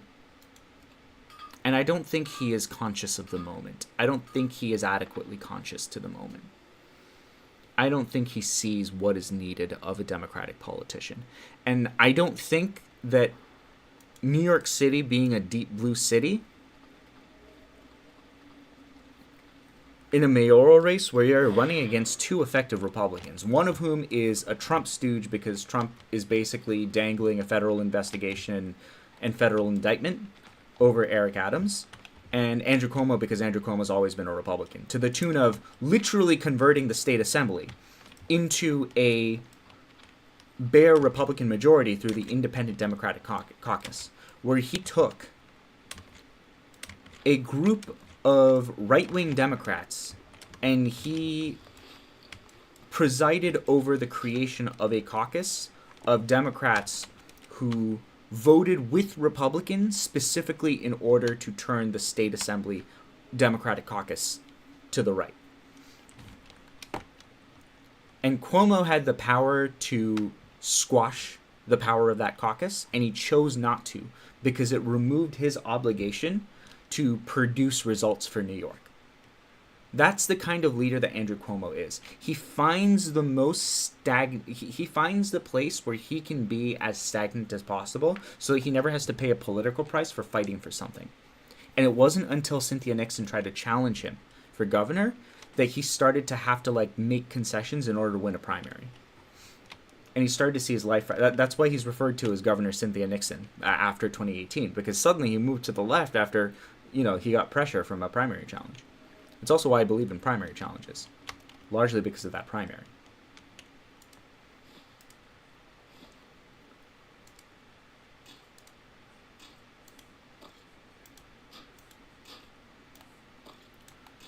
So we're running all that, and once again, I digress. We're running against two Republicans in New York City. Now, the city will not go red. But there are two right-wingers. There is a fiscal conservative, a strongman fiscal conservative, and a like strongman dumb man corrupt right-winger whose most appealing personality trait is that he sounds like an idiot, which is appealing to like New Yorkers who just want someone who talks like them, right? They just want someone who seems sincere, and Eric Adams seems sincere because he's stupid. And stupid people talk stupid, and stupid people seem too dumb to lie. And that's very, very endearing, honestly. That's part of why Trump is president. The old term is plain spoken. He is plain spoken. What am I looking for here? What are we doing here? What are we even talking about? There's no coarse blasting powder, blah, blah, blah, blah, blah. Okay, let's just deposit this. Are we doing much of that? Alright, I think we can go to Sepulchre now. So Brad Lander's trying to run like a 90s Democratic campaign, thinking New York's a blue city, I should appeal to the kind of middle-class Democratic base, I should appeal to Long Island voters, I should, not Long Island, but like, you know, Eastern Queens voters, like the borderline, the Staten Island voters, but like, I don't think you're going to win a Democratic primary by appealing to suburban voters. He's trying to take voters away from Eric Adams and Andrew Cuomo. I don't think anybody who would switch from Adams to Cuomo is going to go to Lander. I think what you need to do is you need to appeal to the first things first, you need to remind people why Andrew Cuomo is no longer governor. That's the most important thing. You've got to remind people why Andrew Cuomo is no longer governor. And it's already happening. It's the reason that Cuomo delayed his mayoral announcement until like what? Is it in June or is it in April? I don't even remember because there's two primaries. But like till the last possible minute. Like the ballot petition deadline is probably in like a couple weeks or some shit. Like, people are already getting petitions on the ballot, and the guy hasn't announced his candidacy yet. The reason is he doesn't want to be in the spotlight. The longer he's in the spotlight, the more his poll numbers drop. Name recognition is his only advantage, and it's also his biggest disadvantage, because the moment the vetting starts, people are going to be like, oh, wait, isn't that the guy who allegedly sexually harassed, like, dozens of, like, credible accusers, and also, like, killed my nana in the nursing homes because he totally mismanaged COVID and started sending like COVID positive old people back to their houses and caused like a serious mass death. He's responsible for like hundreds, like there were hundreds to thousands of like elderly deaths because not because of, but after the nursing home closures, which there would not have been that many deaths. So I don't know how many deaths he's responsible for. It's not obviously all whatever, some thousand of them, but at least dozens to hundreds of those deaths, he is a but-for in those.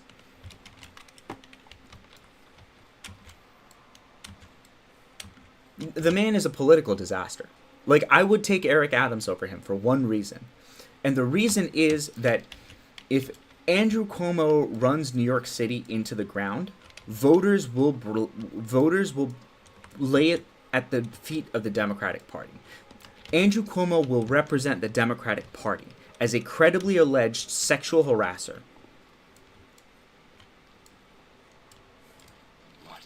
And whatever other combination of horrible things that he would do for New York City, that he did for New York State at 3 times the order of magnitude that Eric Adams ever did, by the way.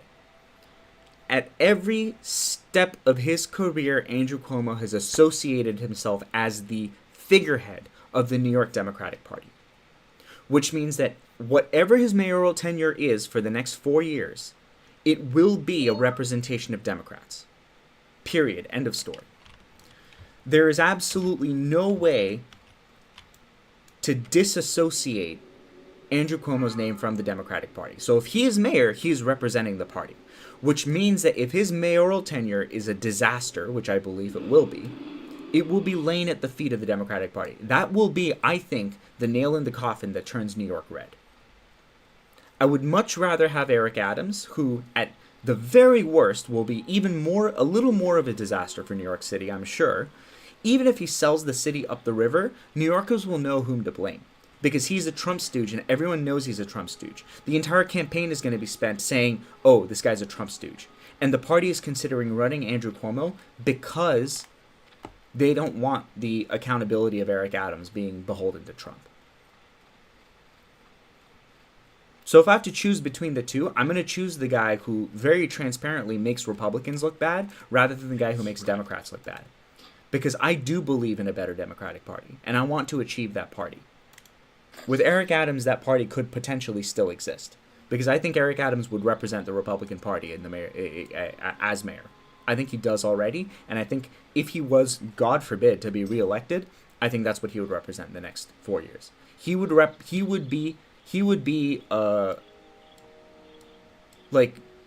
basically be holding Trump's pockets. Like it is that simple. So yeah, I think Andrew Cuomo would actually be, in the medium to long term, would be worse than Eric Adams. In this sense, I am an accelerationist with New York. I would rather have a worse mayor who represents all of the bad people than a slightly less bad mayor who makes my party look bad when I want to elect like a real progressive in 20 fucking when 2029.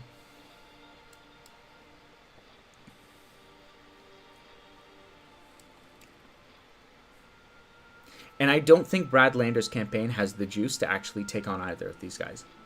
He's going to try to take voters away from these guys, and I don't think it's going to work. That said, you should rank him second or third. Brad Lander should be second or third on your rankings. I think if you're being fully strategic, you should rank Lander second. I'm going Mamdani, Ramos, Lander. I might throw in a couple of, whatever, like Melnor Zairi and fucking Scott Stringer. I will rank Scott Stringer to keep Andrew Cuomo out of power, but that's about it. Because I don't want my progressive movement represented by a sexual harasser or alleged sexual harasser.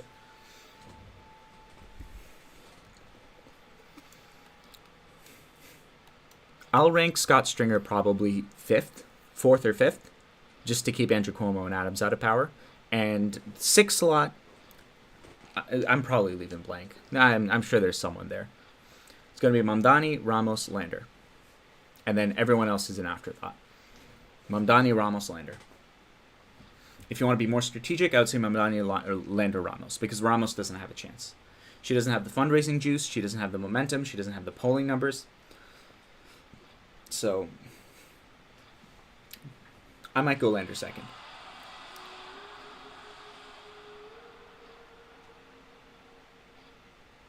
But Zoran number one. Absolutely. 100%. I think he is the only campaign that can beat Andrew Cuomo. Because he's not trying to take his votes. I think he's the only campaign that understands I am running against Republicans. And the New York Democratic voter base is looking for something different. It's looking for something different. And that is evidenced by the fact that we didn't pad our numbers. We did not pad our numbers in New York City. Believe me. I voted for Kamala Harris and Tim Walz in New York City, and I am one of the precious few people who did. And I'm talking people who always say, if you live in the Midwest, if you live in swing states, vote. You've got to vote blue. You've got to vote blue. You've got to vote blue.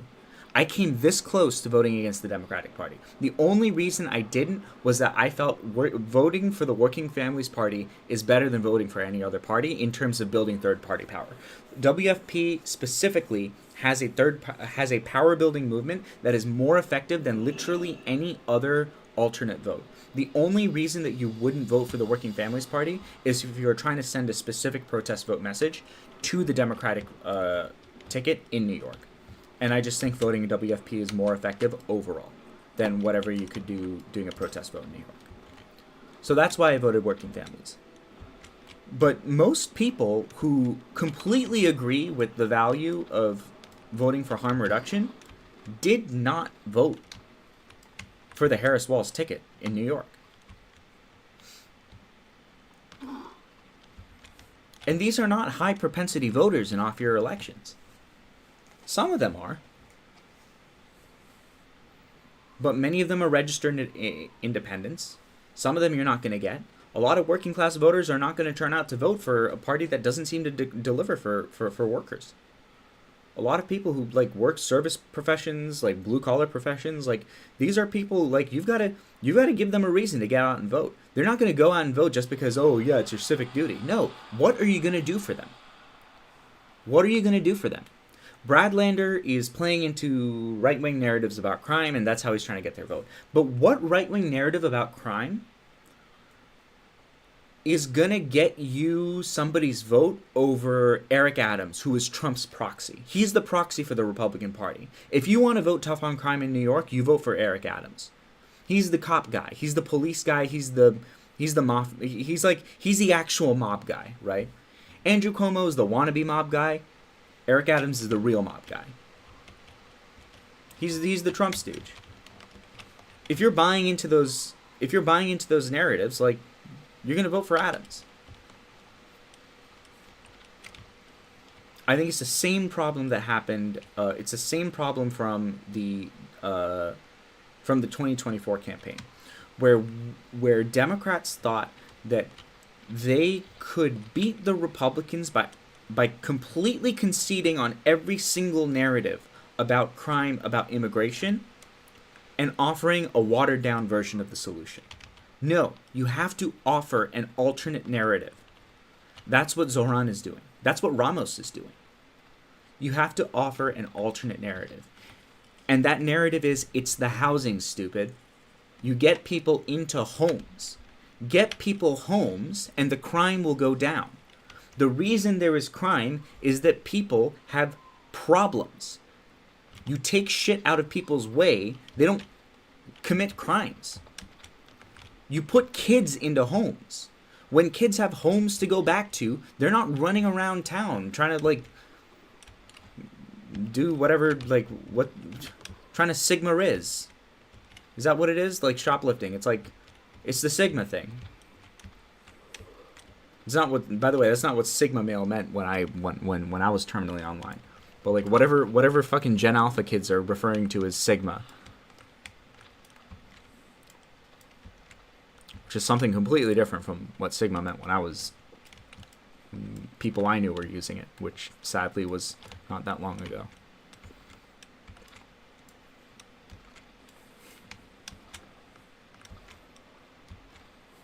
Give kids shit to do. Give them schools to be in. Give them homes to go back to. Give their parents homes that they don't have to work 3 jobs to fucking afford, so that they can be there present in the lives of their kids. Fix the economic problems. That is what Zoran is saying. Fix the economic problems and you fix the crime.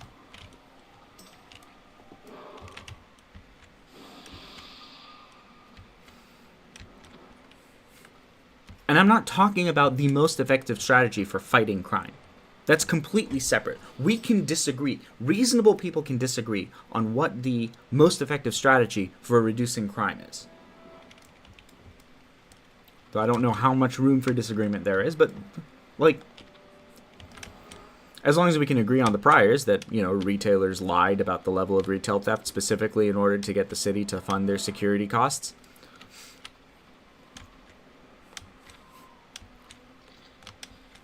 Or that crime as an overall trend is actually down, and that what we're looking at is a specific spike from COVID that is still leveling off.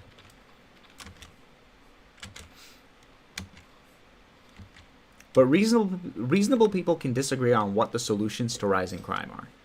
But if you're talking about keeping New York as a democratic city, because you agree that Democrats have better responses to everything, all issues, including crime, and you're looking to stop New York from going red, 1, beating Cuomo is a must. 2, beating Adams is pretty fucking important just because it's going to turn our city into a hellscape.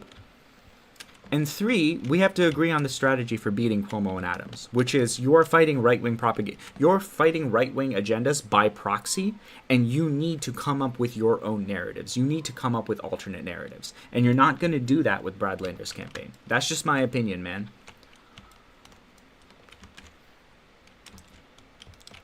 If he wins, will he be a better mayor than Cuomo and Adams? Of course. Do I think he'll be a better mayor than his campaign seems to suggest he will? I think so. I think he's going to be significantly more progressive than his campaign suggests he will.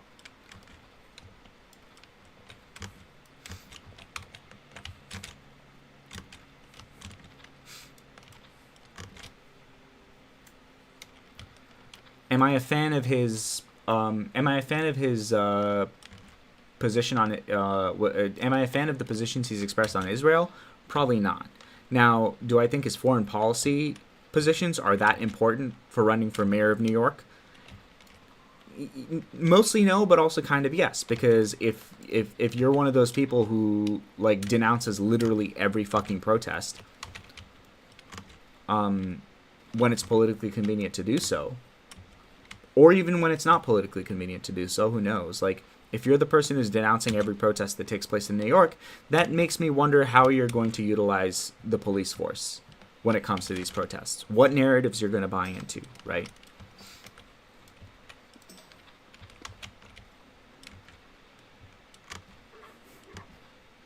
So yes, like if he's more ideologically Zionistic, then it's possible that he's just pandering. But like if he's ideologically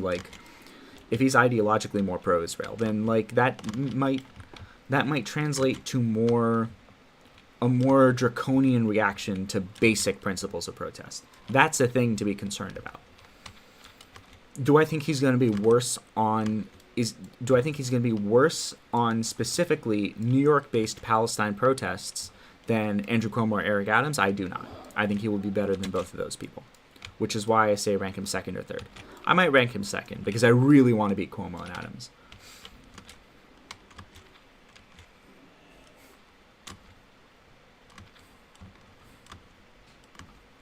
And just a basic principle of like, we really don't need another sexual harasser leading the Democratic Party. We fucking kicked Cuomo out already. We already kicked Cuomo out. Scott Stringer is not it. Scott Stringer's not it. Cuomo's not it. Eric Adams is a Trump stooge. That leaves us with Lander, Ramos, and Zoran.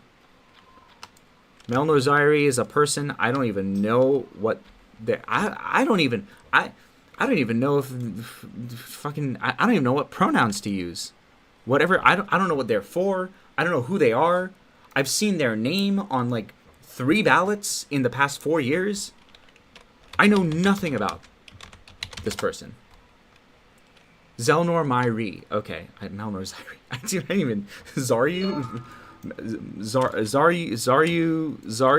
Malner. I'm a terminally politically online person, and I don't know anything about Zelnor Myri, except that he's a guy. Zellner. Okay, he's a guy. All right, Zellner. All right. Oh, he's black. Okay, I did not know that. So Brooklyn native and affordable housing advocate. Okay, that's not bad. Affordable housing advocate, but also very emphatically said no to supporting rent stabilization, which, by the way, I'm agnostic on rent stabilization. But if you're trying to win a campaign and you're not going to come out for rent stabilization, I think you should pander to the populist left. I think you should absolutely pander to the populist left. I think you should say yes, that you are in favor of bad housing policies. Because I don't think that New York is at risk of passing bad housing policies that are, as in like left side bad housing policies. I think we need to build more affordable public housing. That's the most important thing. I am for the people who want to build more affordable public housing. I am for the people who want to use rent stabilization as a part of that policy, who don't think that is the only solution. And I don't see a single leftist out there who says that rent stabilization is the only affordable solution. But rent stabilization is part of the New York housing program. It needs to be maintained.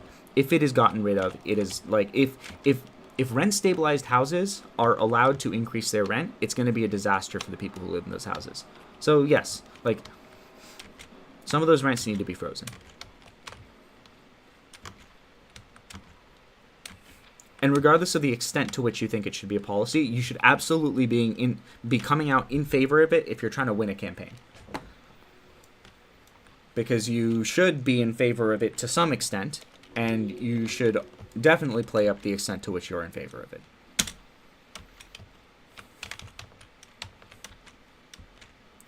Zelnor Myri. Okay.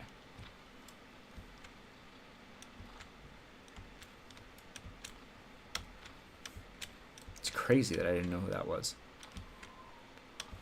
That is partly a me problem. But I rank Zelnor Myri and Jessica Ramos kind of in the same bucket of not really relevant. Cheap viewers on... Oh, I'm not going to say that because I am going to go ahead and ban you. Oh, can you not ban people in Restream? Damn, okay.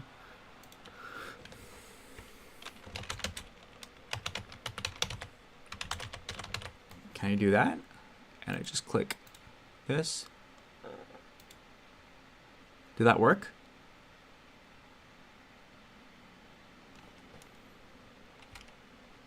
Did that work? Did it ban? I have to open the stream. I have to open Twitch. Let's see. Twitch.tv slash Twitch.tv dashboard video producer. No, that's not what I want, but we'll use that. Stream manager. Okay.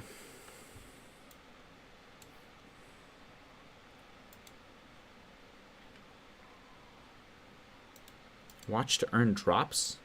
Dismiss this message. It didn't work. The ban didn't work. Well, you are getting banned. There we go. Bam. Ban hammer. Okay. Oh, wait. It's a... I think it's an exclamation point. That's why I got it wrong. All right. Okay. Yes. So that's my rant for the day. I don't know if any of that's going to work out. I don't know if I'm probably too lazy to edit it anyway. But, yes, all that is to say, Cuomo and Adams are Republicans. They are deeply corrupt, and they are extremely ethically dubious, both in their own right. If 200 people watch this video... Statistically, there's a very high probability that at least one of your grandparents was killed by Cuomo. That's a joke. That's not true. That's a joke. But he did kill a lot of grandparents. He killed people's grandparents. He did kill dozens of their grandparents, specifically with his decision to vacate COVID nursing homes, or nursing homes during COVID.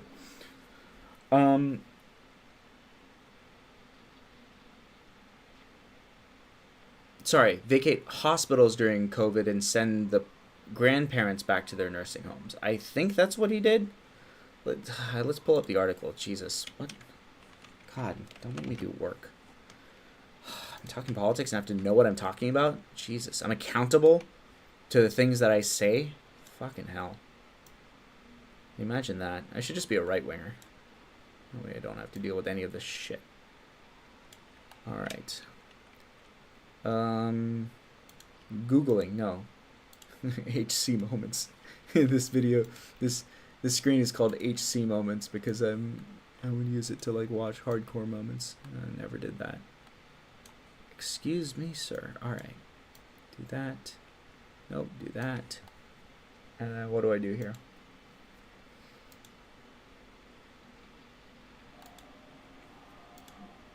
Chrome, home, new tab. Okay. Oh. Let's not put our search history in here. Cuomo nursing homes. All right, let's get the facts right on this. Take great pride in that. New York COVID-19 nursing home scandal released that had understated the toll of COVID-19 related deaths. Yes, that's what he did. He did underreport the number of deaths in state nursing homes. Yeah, I think what it was he found hospitals at capacity and had them send old people back to nursing homes, which basically was like, you know, I don't know, like, that's like, oh, the cancer, like the hospital's at capacity. I'm gonna send this person who's taking chemotherapy and has a cold. I'm gonna send them back from the ICU to the cancer ward to give the cold to everybody else in the cancer ward who's also going through chemotherapy. Like, that's a terrible analogy because it doesn't simplify anything. But the point is, a bunch of immunocompromised people who had a really, really terrible respiratory illness were then sent back into another environment full of immunocompromised people. You're basically asking for people to die. Melissa DeRosa, one of our faves, a secretary in aide to Cuomo, privately apologized to lawmakers for the administration withholding the nursing home death toll in fear then-President Donald Trump would turn this into a giant political football. The nature of the scandal is widely known as an alleged cover-up. Yes, because state of emergency after 89 cases have been confirmed in the state. asked New York health officials permission to transfer a resident to the nearly empty Javits Center Emergency Hospital, a request that Cobble Hill says was denied. Cuomo issued an order on March 25th, 2020 that all New York State nursing homes must accept residents that are medically stable. The order further stated that no resident shall be denied readmission or admission to the nursing home solely based on a confirmed or suspected diagnosis of COVID-19. And on May 10th, 6 weeks later, he rescinded the order. The Associated Press reported on May 21st that over 4,500 patients who were recovering from COVID-19 were sent to New York State nursing homes. The report was compiled after the State Department of Health failed to release its own 2 weeks later. So 4,500 patients were sent to New York State nursing homes who were recovering from COVID-19. What do you think that does? A room full of a building full of old people, right?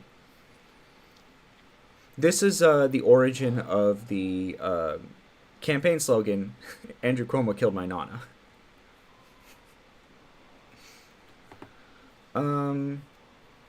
Was not the sole or primary cause of the heavy death toll in nursing homes. However, it did find it was associated with a statistically significant increase in resident deaths. Andrew Cuomo killed your nana. Allegedly. This contradicted the July 6 report, which claimed admission policies were not a significant factor in nursing home fatalities. Just beautiful. It's just beautiful. It's horrifying. It's terrible. Andrew Cuomo killed your nana. Allegedly. Hyperbolically. He didn't kill your nana.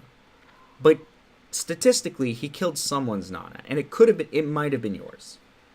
Unless your nana's alive. If your nana's alive, Andrew Cuomo did not kill your nana. Because, thankfully, mashallah, alhamdulillah, rather, she is still with us. But he did kill someone's nana. And if your nana's gone and died of COVID, it's possible it's yours. Yep. New York Post released audio of Cuomo's secretary. The thing that I will always love about the New York Post is that they hate Cuomo. They really fucking hate Cuomo. And if there was an R next to his name, they would not.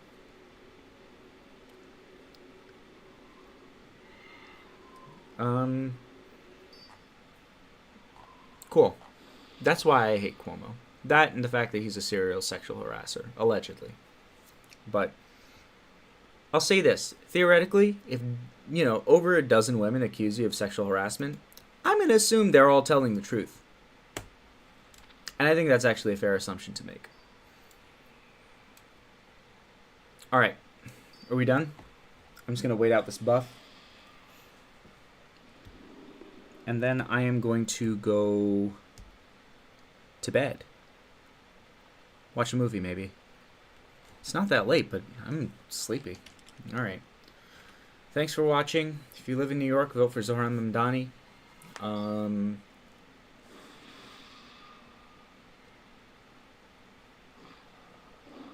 Donate to his campaign. ZohranForNYC.org/ Just / Check out his site. Check out his platform.